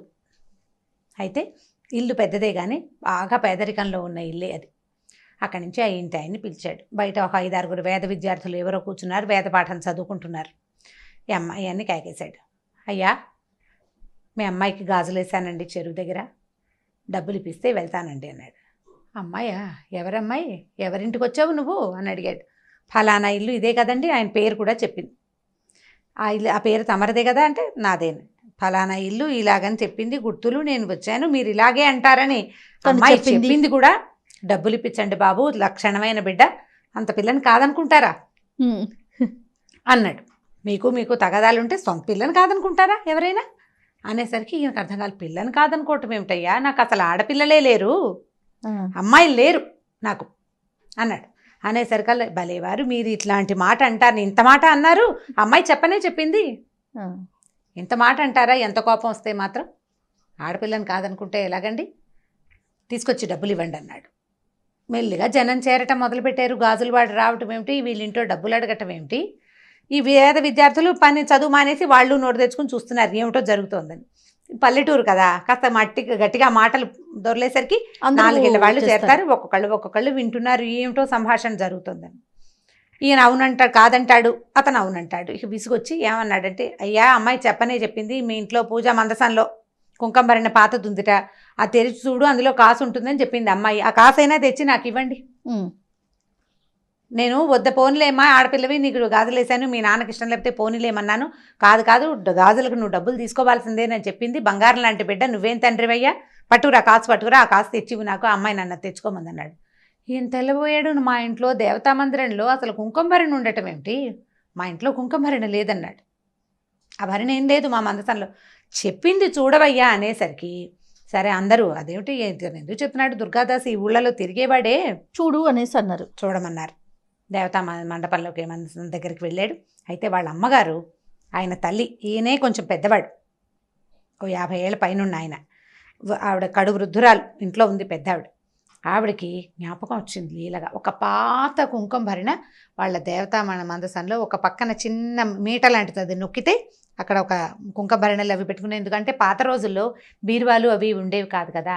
ఈ దేవతా మందిరాల్లో తర్వాత ఏమో పందిరి మంచాల లోపల అట్లా చిన్నవి అల్మర్లు ఉండేవి వస్తువులు దాచుకోవడానికి. దొంగల భయాలు అవి ఉండేవి కదా. అయ్యా మన దగ్గర ఈ మీట నొక్కితే ఇది తెరవబడుతుంది అని చెప్పింది. తీరా తెరిస్తే కుంకుమ భరణ బయటకు వచ్చింది. ఆయన చాలా ఆశ్చర్యపోయాడు. ఈ అమ్మాయి ఎవరు, ఈ గాజులు వాడేమిటి, మన ఇంట్లో ఉన్న మందసం ఇన్ని సంవత్సరాలు వచ్చింది, ఇంత వయసు వస్తే ఇందులో ఇలాంటిది ఉందని నాకు తెలియకుండా ఎవరో పిల్లకి రోడ్డు మీద ఎక్కడో దారిలో కనపడ్డ పిల్లకి తెలియటం ఏమిటి, మా అమ్మకి తెలిసిన సంగతి. ఆయనకి లోపల నుంచి ఒక ఉద్వేగం వస్తుంది అనమాట, ఎట్లా ఇది బయటికి తెలిసింది అని. ఆయన ఏం చేశాడు, కుంకుమ భరణలో చేయి పెట్టాడు, కాసు తగిలింది, కాసు ఇట్లా తీసాడు బయటికి, ఇంకో కాసు కనపడుతోంది. ఇది ఎడం చేతిలో పెట్టుకున్నాడు. ఆ కనపడిన రెండో కాసుని తీస్తుంటే ఇంకో కాసు కనపడుతోంది కింద, ఆ చేతిలో పెట్టుకున్నాడు. మళ్ళీ తీసాడు, తీస్తుంటే ఒక్కో కాసు బయటికి వస్తూనే ఉంది. ఆయన ఈ పట్టుకున్నవాడు అట్లా కూలబడిపోయాడు. వాళ్ళ అమ్మ, భార్య, ఇంత పిల్లవాడు, మగపిల్లలు ఉన్నారు ఆయనకి, ఆడపిల్లలు లేరు. అప్పుడు వాళ్ళ అమ్మగారు ఏం చెప్పారంటే, ఇది చాలా పురాతనమైన పూజా మందిరంలో ఈ ఒక కాసు మనకు అమ్మవారు, మా తాత అంటే నాయన వాళ్ళ ఆయన తల్లి తాలూకు తాత కాదు, తండ్రి తాలూకు తాతగారు అర్చించేవారట ఆ కుంకుమ భరణలో ఉన్న ఆ ప్రతిమని. తర్వాత కాలంలో అర్చన మానేశారు, అది అలా లోపల ఉండిపోయింది. ఈ కాసులు పట్టుకునేసరికల్లా ఈయనకి ఉద్వేగం తట్టుకోలేక దుఃఖం వస్తుంది. గబగబా కాసులు పుచ్చుకుని బయటకు వచ్చాడు. జనమంతా చేరిపోయారు కదా. అయ్యా నువ్వెవరిని చూసావో, ఆ అమ్మాయి ఎక్కడుందో నాకు చూపించవా అని అడిగాడు. అందరూ వెళ్ళారు. వెళ్తే చెరువు దగ్గరికి వెళ్ళారు. వెళ్ళాక ఇక్కడే చూశాను నేను అమ్మాయిని అంటాడు. చెరువు చుట్టుపక్కల ఏమీ లేవు, చెరువే ఉంది, పద్మాలతో నిండిన సరోవరం. మామూలు ఊళ్ళల్లో చెరువుల్లో కనపడతాయి. అయితే ఈయన, అయ్యా నేను ఇక్కడే చూశానండి, ఆ అమ్మాయి ఎటు వెళ్ళిందో, పాదాలు ముద్రలు కూడా ఏమీ కనిపించట్లేదు, చెరువు వైపు నడిచినట్టే కనపడుతున్నాయి కాలి గుర్తులు, బయటకు వచ్చినట్టుగా ఏవీ లేవు. మామూలుగా బురద ఉంటుంది, చెరువు ఒడ్డున బురద ఉంటుందిగా, చెరువులోకి ఎలా వెళ్తారు, ఎవరైనా వెళ్ళి ఉండాలి కదా. అక్కడి నుంచి జనం అందరికీ అర్థమవుతుంది ఇక్కడ ఏదో ఒక మహత్తరమైన సంఘటన జరగబోతోందని.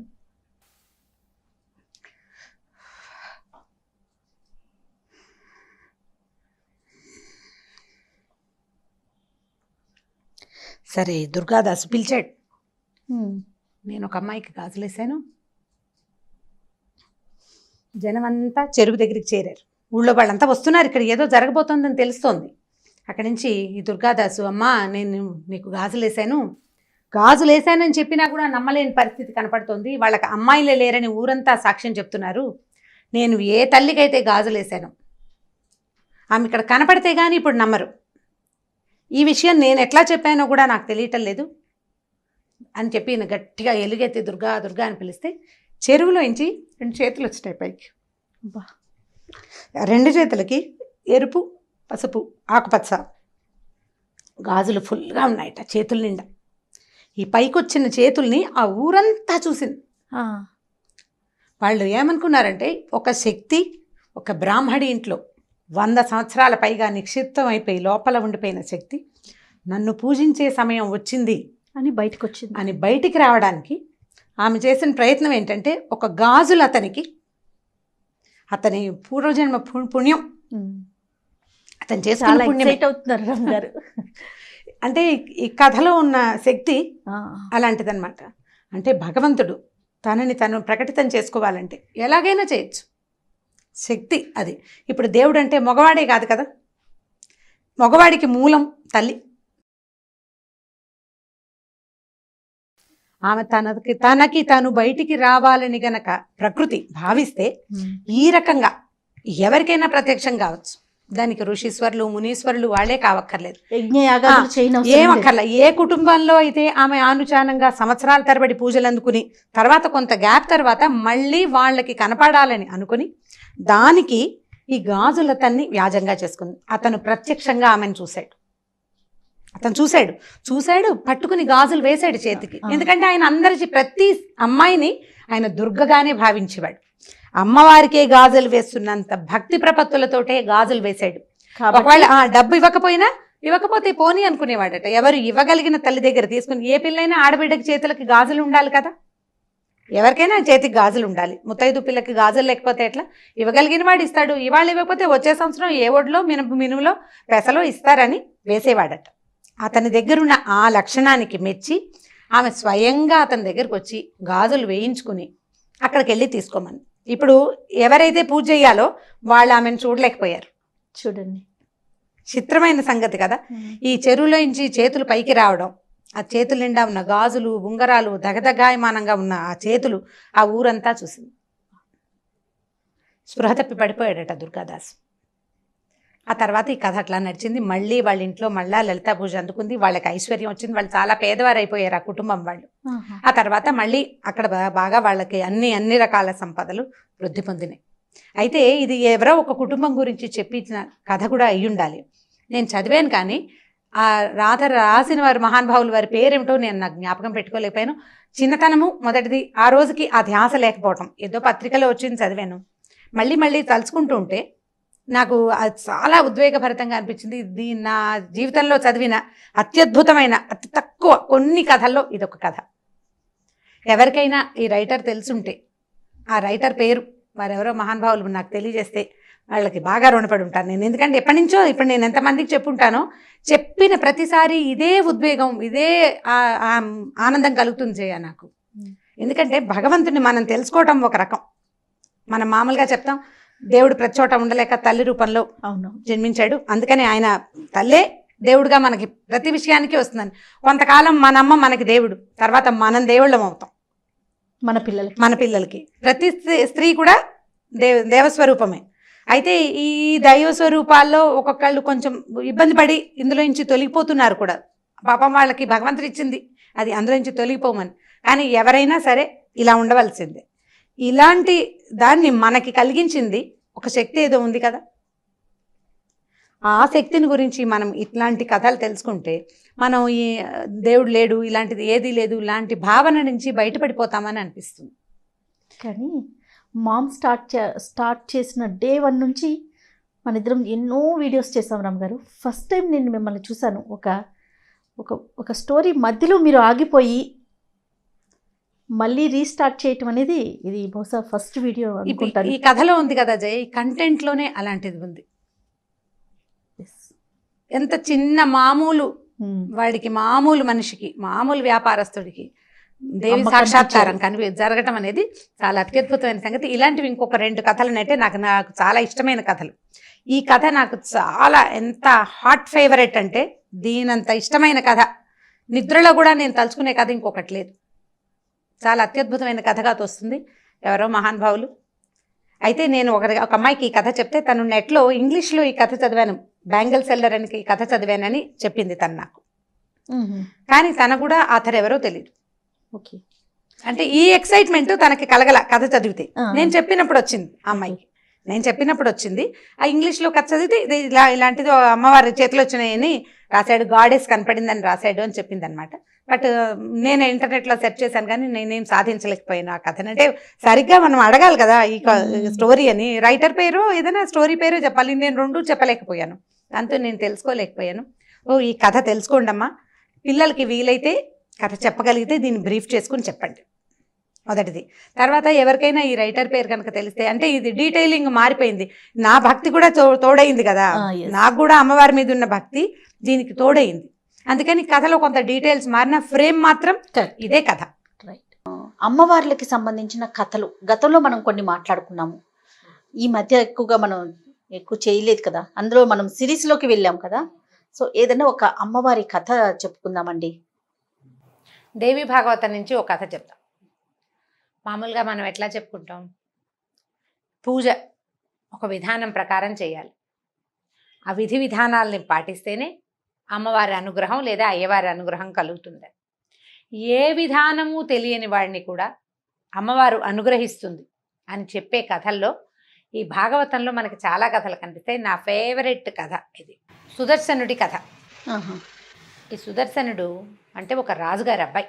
ఇతను ఈ రాజుగారి అబ్బాయి అంటే మామూలుగా రాజరికపు వ్యవస్థలోనే ఇప్పటి రాజులు కాదు కదా, పాతకాలపు రాజులు, సూర్యవంశం చంద్రవంశానికి చెందిన రాజులు చాలా పూజా విధానాల్లో ఉండేవాళ్ళు.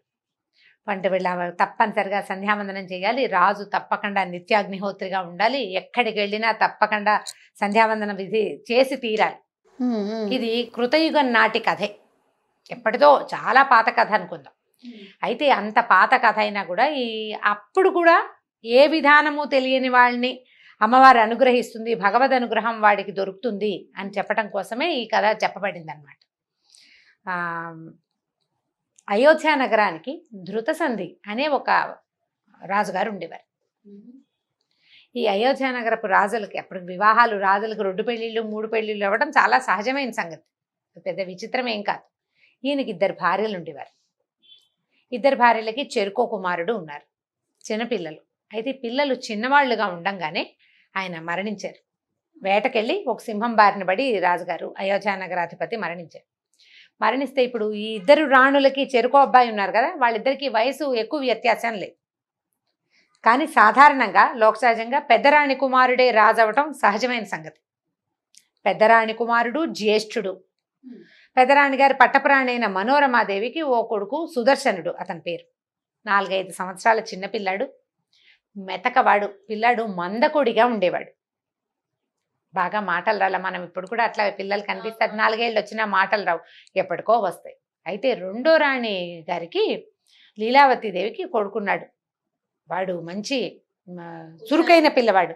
ఒక 15-20 రోజుల వ్యత్యాసం ఉంది 2 అబ్బాయిలకి. కానీ జ్యేష్ఠుడే కదా, 10 రోజులు పెద్దవాడైనా పెద్దవాడే. అయితే ఏమైంది, రాజుగారు మరణించంగానే అప్పట్లో పద్ధతి ఏమిటి, రాజుగారు కనుక మరణిస్తే ఆ ఉత్తర క్రియలు అవి చేశాక పెద్ద కుమారుడు ఎవరైతే వాళ్ళని శాస్త్రోక్తంగా రాజుని చేసి మిగిలిన కథని మంత్రులు, సైన్యాధిపతులు, రాజ్యాంగమే నడిచిపోతూ ఉంటుంది. పిల్లాడికి కొంచెం బాగా వ్యక్తత వచ్చాక కాస్త విద్యాబుద్ధులు అవి నేర్పించి పూర్తి రాజరికాన్ని అబ్బాయి చేతిలో ఎప్పటికో పెట్టేవాడు. ఇప్పుడు ఈ 2లో ఎవరో ఒకరిని రాజుని చెయ్యాలి శాస్త్రానికి రాజైనా ఈ పెద్ద పిల్లాడికి మాటామంతి ఏమీ లేదు, ఊరికే ఒక అందాల బొమ్మ, మాటలు రాల, చురుకైన వాడు కాదు, ఎవరైనా చూసి పలకరించడాలు అవి కూడా తెలీదు, మందకొడి పిల్లవాడు, మేధకుడు. అయితే ఏమైంది, ఈ 2 రాణుల తండ్రులు రంగంలోకి దిగారు. మా మనవడు జ్యేష్ఠుడు కాబట్టి మా వాడినే ఎక్కించాలని మనోరమాదేవి తండ్రి. జ్యేష్ఠుడైనా వీడికి మాటామంతి లేదు, చురుకైన వాడు కాదు కాబట్టి నా పెద్ద వ్యత్యాసం లేదు కాబట్టి మా మనవడిని ఎక్కించాలని 2వ భార్య లీలావతి తండ్రి అయినటువంటి యుధాజిత్తు 2 దిగారు రంగంలోకి. దిగేసరికల్లా మామగారులు 2 ఫైటింగ్కి పూనుకున్నారు. మా మనవడి రాజు అంటే ఎందుకంటే ఇప్పుడు ఈ రాజ్యంలో మనవడిని గనక ప్రతిష్ఠిస్తే రాజ్యం వాళ్ళ హస్తగతంగా ఉంటుంది, వాళ్ళ కథే నడుస్తుంది. అక్కడ 2 యుద్ధం చేశారు. యుద్ధంలో ఈ పెద్దరాణి గారి తండ్రి మరణించాడు. చిన్నరాణి గారి తండ్రి గెలుపొందాడు. ఆయన కొంచెం మంచి సాహసికుడు. ఎప్పుడైతే ఈ తండ్రి మరణించాడన్న ఈ వార్త తెలియంగానే ఆవిడ భయపడిపోయింది. ఇంకేముంది, పిల్లాన్ని చంపేస్తారు. భర్త లేడు, తండ్రి లేడు, పిల్లవాడేమో మేధకుడు. ఇక నా జీవితం నేను ఒకవేళ బతికున్నా సవితి కుమారుడి కింద బతకాలి, లేదా శత్రుశేషం ఉంచకూడదని యుధాజిత్తు కనుక భావిస్తే ఈ 4-5 పసి పిల్లవాడిని 4-5 ఏళ్లవాడిని అంతం చేయటం ఎంతసేపు. ఆవిడ భయపడిపోయింది, పారిపోవాలనుకుని ముందు యుద్ధంలో చనిపోయిన తండ్రికి ఉత్తర క్రియలు చేయాలి కదా. దానికోసమని చిన్నరాణిని అడిగింది, మా నాన్న చనిపోయాడు కదా, నేను ఉత్తర క్రియలు చేసుకుంటానని అడిగితే సరే ఒప్పుకుంది ఆవిడ. వాళ్ళిద్దరికీ పెద్ద మాత్సర్యం ఏమీ లేదు, నాన్న లేదో యుద్ధం చేస్తున్నారు అంతే. ఈవిడికి రాజుగారికి ఒక స్నేహితుడు ఉన్నాడు, చనిపోయిన రాజుగారికి విదల్లుడు అతని పేరు, మంత్రి. ఆ మంత్రి ఈ మనోరమాదేవి రాజ్యం అంటే ఆవిడ పుట్టిన ఊర్లకి దగ్గరలో ఊళ్ళవాడనమాట. మన పుట్టింటికి సంబంధించిన వాడంటే మనకు ఒక స్నేహం ఉంటుంది సహజంగా. ఆ విదల్లుండి పిలిచింది, మా నాన్నకు ఉత్తర క్రియలు చేద్దాము, ఈ పిల్లాడిని ఏం చేయాలి, నేనేం చేద్దామంటే అమ్మ పారిపోదామమ్మా అన్నాడు అతను. ఆ విదల్లుడు ఏంటంటే కొంచెం తృతీయ ప్రకృతిలాగా కనపడతాడు, పురుషుడైనా కూడా కొద్దిగా స్త్రీ రూపం, సుకుమారంగా ఉంటాడు. దాంతో అతనితో ఈవిడికి స్నేహం ఉంది కొంత. ఒక పిల్లాడిని ఎత్తుకుని తిప్పే దాదిని ఈ విదల్లుణ్ణి తోడు తీసుకుని నాన్నకు ఉత్తర క్రియలు చేసి అట్టించట్టే పిల్లాడిని ఎత్తుకుని పారిపోయింది రాణిగారు. ఇక్కడ లేదు. ఈ యుద్ధం అంతా పరిసమాప్తం చేసుకుని ఆ రాజుగారి సైన్యాన్ని అంతా స్వాధీనం చేసుకుని మనోరమాదేవి తండ్రి రాజ్యాన్ని కూడా స్వాధీనం చేసుకున్నాడు లీలావతి దేవి తండ్రి యుధాజిత్తు. ఇంటికి వచ్చి రాజ్యంలో చూసుకుంటే రాణిగారు లేదు, పెద్ద రాజకుమారుడు లేడు. ఏమైపోయారంటే ఉత్తర క్రియలు చేస్తానంటే వెళ్ళింది, పంపానన్నారు. ఉత్తర క్రియలు అయ్యేపోయినాయి. తర్వాత రాణిగారు పత్తాలేదు. ఇక వెతకటం మొదలుపెట్టారు. ఏంటంటే శత్రుశేషాన్ని ఉంచకూడదు. రాజ్యానికి రాజు కావలసిన వాడు ఒకడంటూ ఉంటే ప్రజలకి ఎప్పుడూ పెద్ద కుమారుడి మీద ఉంటుంది, అది తీసేయాలి. ఈయన ప్రయత్నం చేయటం మొదలుపెట్టాడు. ఈ పారిపోయిన ఈవిడ విదల్లుడు ధాత్రితో కలిసి ఎక్కడికో దిగంతాలకి పారిపోయి ఈ అయోధ్య నగరం నుంచి ఇంచుమించు కాశీ దాకా వెళ్ళిపోయింది ఆవిడ. వెళ్తే అక్కడ భరద్వాజ మహర్షి ఆశ్రమానికి చేరుకుంటే ఈ మేధకుడైన పిల్లవాడు ఒక దాసి ఒక కాస్త మెత్తగా కనపడే మంత్రితోటి తన దగ్గరకు వచ్చిన ఈ రాణిగారికి భరద్వాజ మహర్షి ఆశ్రయం ఇచ్చాడు. ఆశ్రమంలో ఉండమన్నాడు. ఉండమంటే అంత మహారాణి పాపం రాజుగారి పట్టపురాణి అంటే సింహాసనం మీద కూర్చోగలిగే ఆవిడ ఈ కుమారుణ్ణి బతికించుకోవడం కోసం ఇంకా ఆవిడ అక్కడ ఉండిపోయింది. రోజులు గడుస్తున్నాయి. యుధాజిత్తుకి ఇక తెలిసిపోయింది రాణిగారు ఇక్కడ ఉంది అని. ఆయన భరద్వాజ ఆశ్రమానికి మీదకి ఆశ్రమం మీదకి దండెత్తి రాల. అప్పట్లో ఋషి ఆశ్రమాలని దండెత్తటము వాటిని ఏదైనా చేయటము అలాంటి ప్రక్రియలకి పూనుకునేవాళ్ళు కాదు. దానికి దగ్గరలో ఉన్న ఒక రాజ్యంలో విడిది చేసి భరద్వాజుడికి కబురు చేశాడు, నీ దగ్గరున్న ఈ మనోరమాదేవిని ఆ పిల్లాడిని నాకు అప్పచెప్పమని. భరద్వాజుడు శతవిధాలా నేను అప్పచెప్పను అనేసాడు. అప్పచెప్పను, ఆ అమ్మాయికి సహాయం లేదు, ఆవిడకి రాణిగారికి సహాయం లేదు, తండ్రి లేడు, భర్త లేడు, అబల, ఆవిడేం చేస్తుంది? నువ్వు ముందొచ్చి ఉంటే ఏం చేసేవాడినో, ఆమె ముందొచ్చింది.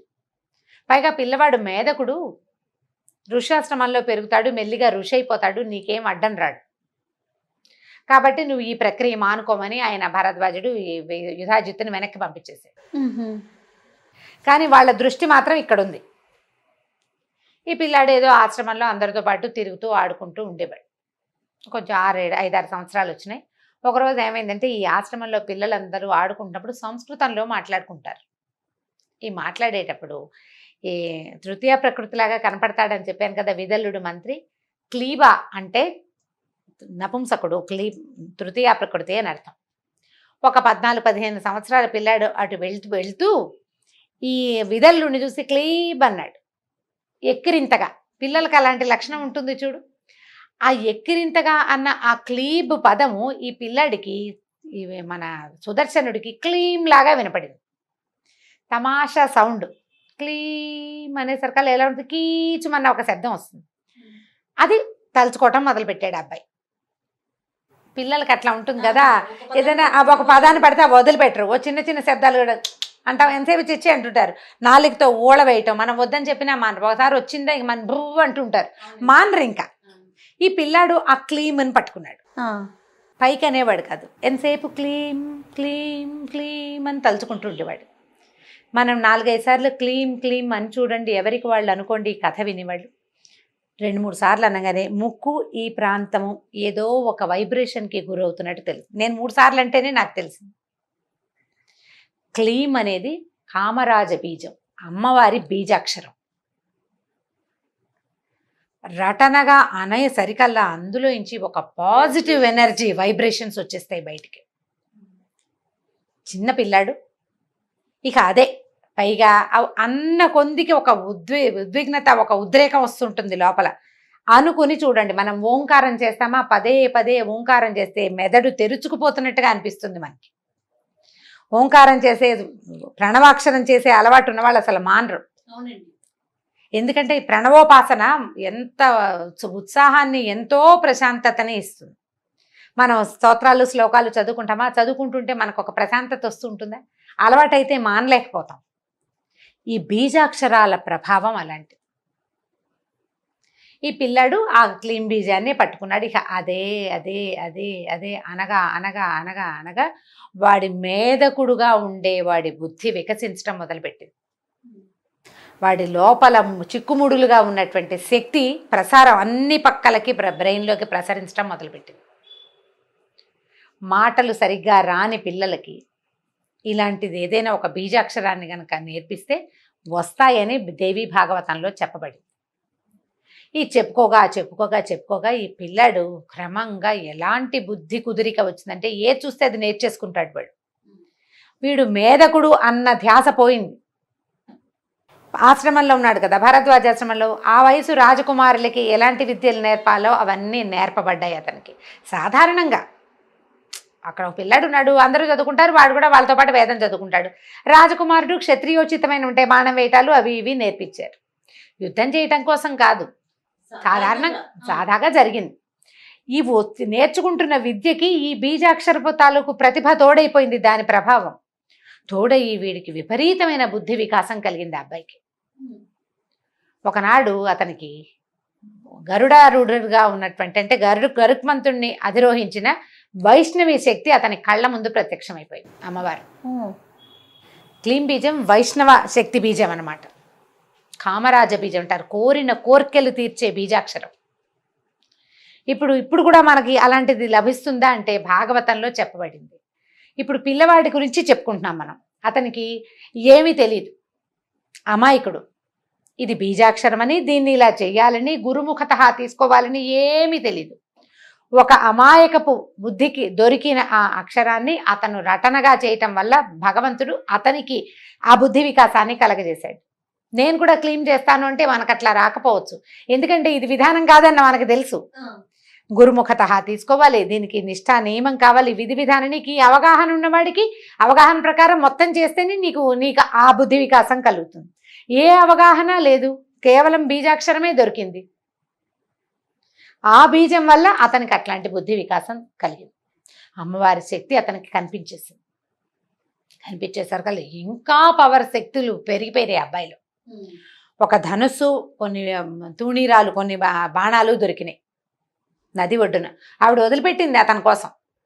అక్షయ తూణీరాలు తీసిన కొద్దీ వస్తూనే ఉంటాయి అందులో నుంచి. బాణాలు తీసేస్తారు, మనం సినిమాల్లో చూస్తుంటామో అన్నీ తీస్తాడు, మళ్ళీ ఎలా వచ్చాయని ప్రశ్న వస్తూ ఉంటుంది. అక్షయ తూణీరము అనేది ఒక మంత్రం. ఆ మంత్రం కనుక ఉన్నవాడికి వాడు ఎన్ని తీసినా మళ్ళీ అందులోకి శస్త్రం దానంతా చేరిపోతూ ఉంటుంది. అలాంటిది ఒకటి దొరికింది. ఇట్లా పెద్దవాడైపోయాడు, బీజాన్ని మాత్రం వదల్ల. ఇతనికి ఇలాంటిది ఒకటి దొరికిందనే సంగతి ఎవ్వరికీ తెలియదు, రహస్యంగా అతనిలోనే ఉండిపోయింది. కొన్నాళ్ళకి ఆ కాశీ రాజకుమార్తెను కలుసుకున్నాడు ఇతను. ఆ అమ్మాయి ఇతన్ని వరించేసరికి ఇంతలో కాశీరాజు ఈ అబ్బాయి ఎవరో రోడ్డును పోయేవాడిని వరించిందని ఆయన తెలియక ఆయనేమో స్వయంవరం ప్రకటించేసరికి స్వయంవరానికి రకరకాల వాళ్ళు వస్తున్నారని తెలుసుకుని ఈ అమ్మాయి, నేను స్వయంవరానికి నేను రాను, నేను ఆల్రెడీ ఒకరిని వరించేశాను, ఫలానా వాడని చెప్పింది. ఆయన ఆనుపాను తెలుసుకుని ఇతను రాజకుమారుడని ఫలానా వాడని తెలిసేసుకున్నాడు. భరద్వాజాశ్రమంలో ఉన్నాడు, తెలిసిందే అది. ఇప్పుడు ఏం చేశారు, ఈయన కూడా ఒక ఆహ్వాన పత్రం వచ్చింది. ఒక రాజకుమార్తె స్వయంవరానికి వచ్చిన ఆహ్వానాన్ని చూసి రాణిగారు ఆశ్చర్యపోయింది.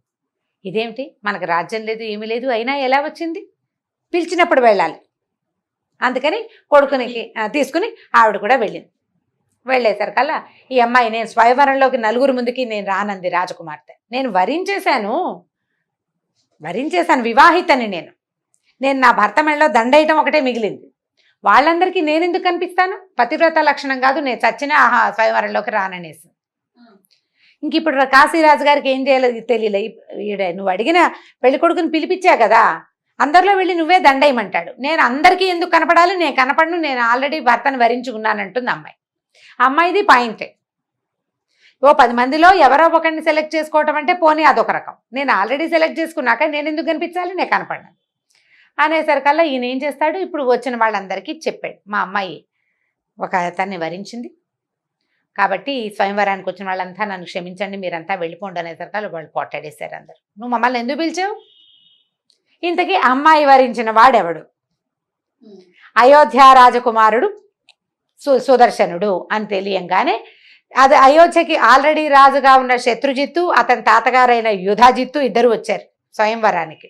వీళ్ళు మండిపడిపోయారు, అయోధ్య రాజకుమారుడు ఏమిటి, ఇంకా ఎక్కడ అయోధ్యరాజు, అయోధ్యరాజ్యం మాది, వాడికి రాజ్యం లేదు గీజ్యం లేదు, వాడికి పిల్లని ఎలా ఇస్తావయ్యా అన్నారు. మా అమ్మాయి వరించిందండి, కన్యా వరైతే రూపం, కన్య వరించింది అంతేనన్నాడు ఈయన. వాళ్ళు ఒప్పుకోలే, వాడు అంతు చూస్తామన్నారు. ఇప్పుడు ఏం చేయాలి? కాశీరాజు దొరికేశాడు అందరికీ.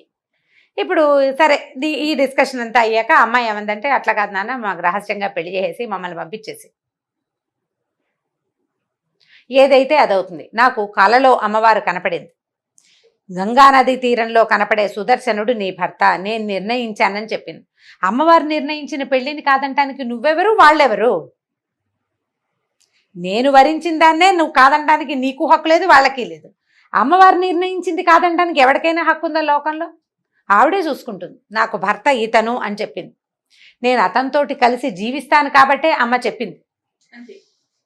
ఏదొచ్చినా ఆవిడే చూసుకుంటుంది నాన్న, నేను అమ్మవారినే నమ్ముతున్నాను. సరే పెళ్లి చేసేశారు. చేసేస్తే వీళ్ళ దారిని వీళ్ళకి మరి పెళ్లి చేశాక రాజకుమార్తె అనేసరికల్లా 100 ఏనుగులు, 1000 గుర్రాలు, 200 మంది దాసదాసి జనం, కొన్ని కోట్ల వజ్రాలు అవి ఇవి అంతా సమర్పించారు. సారిగా ఆశ్రమానికే పంపడానికి రెడీ అయ్యారు. అబ్బాయికి రాజ్యం లేదు మరి. సరే అన్ని సామాన్లు పుచ్చుకుని వీళ్ళు బయటికి వెళ్ళేసరికల్లా చాలా మంది రాజకుమారులు ఏమనుకున్నారంటే, పిల్లకి ఇష్టం లేదంటే దానికోసమే మనం పోట్టడం ఏమిటి, ఈ గోలంతా వద్దని చాలా మంది వెళ్ళిపోయారు.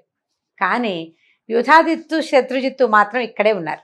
ఎందుకంటే వీడు తమ శత్రువు, వాడిని చంపి తీరాలని.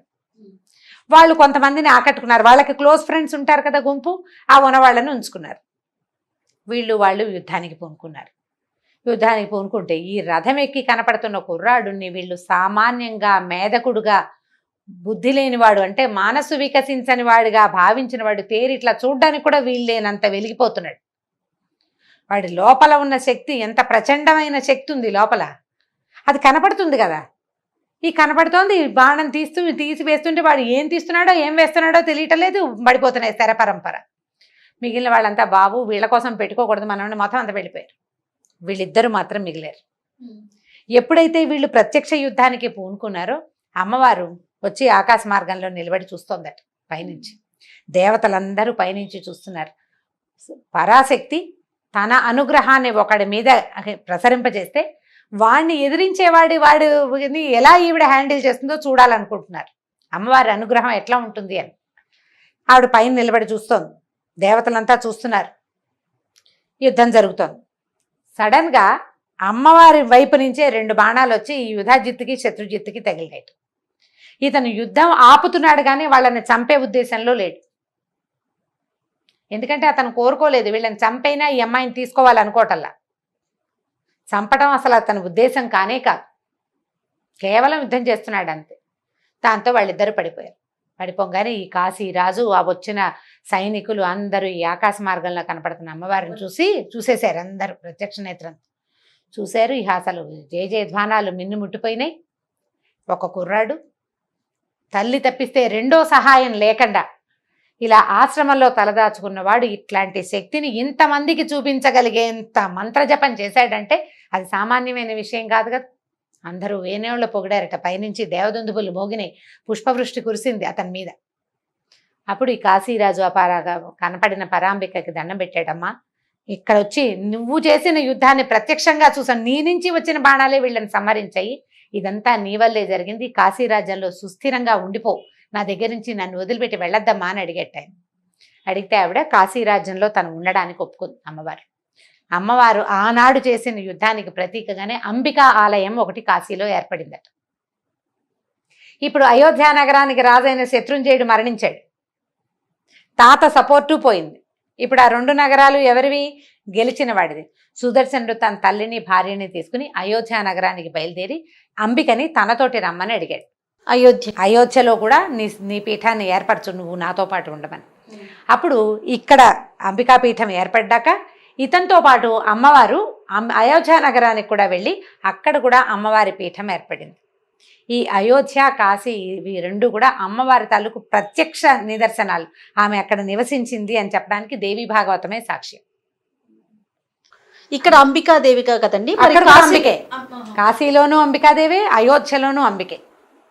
అంబికా రూపంతో వెలిసింది. ఆ తర్వాత సుదర్శనుడు తన రాజ్యానికి వెళ్ళిపోయాడు. తన తల్లి పినతల్లితో సహా భార్య శశికళతో కలిసి చాలా కాలం పాటు అయోధ్య నగరానికి రాజుగా ఉన్నాడు. చాలా గొప్ప పేరు తెచ్చుకున్నాడు. కామరాజ బీజం అంత పనిచేస్తుంది. అక్షరాన్ని సజావుగా పలకటం వల్ల దానికి ఉన్న శక్తి మనకి తోడుగా నిలుస్తుంది. అందుకని ఒత్తులు మానేయద్దు. హల్లులు పొల్లులు ఆకార ఓకారాలు ఏవి ఎలా అనాలో అట్లా తప్పకుండా అనాలి. లాకి అలాకి తేడా తెలుసుకోవాలి. ఏ ఒత్తు ఎక్కడ పెట్టాలో అక్కడ ఖచ్చితంగా పెట్టాలి. విసర్గలు ఉన్న అక్షరాలని పదాలని విసర్గతోటే పలకాలి. సరిగ్గా పలికితే సరి అయిన శబ్దం కనుక ఆ అక్షరంలో నుంచి వస్తే దాని పవరు, దాని తాలూకు పాజిటివ్ ఎనర్జీ మనతో పాటు ఉంటుంది. దానికి తార్కాణమే ఈ కామరాజ బీజపు కథ, సుదర్శన శశికళుల కథ.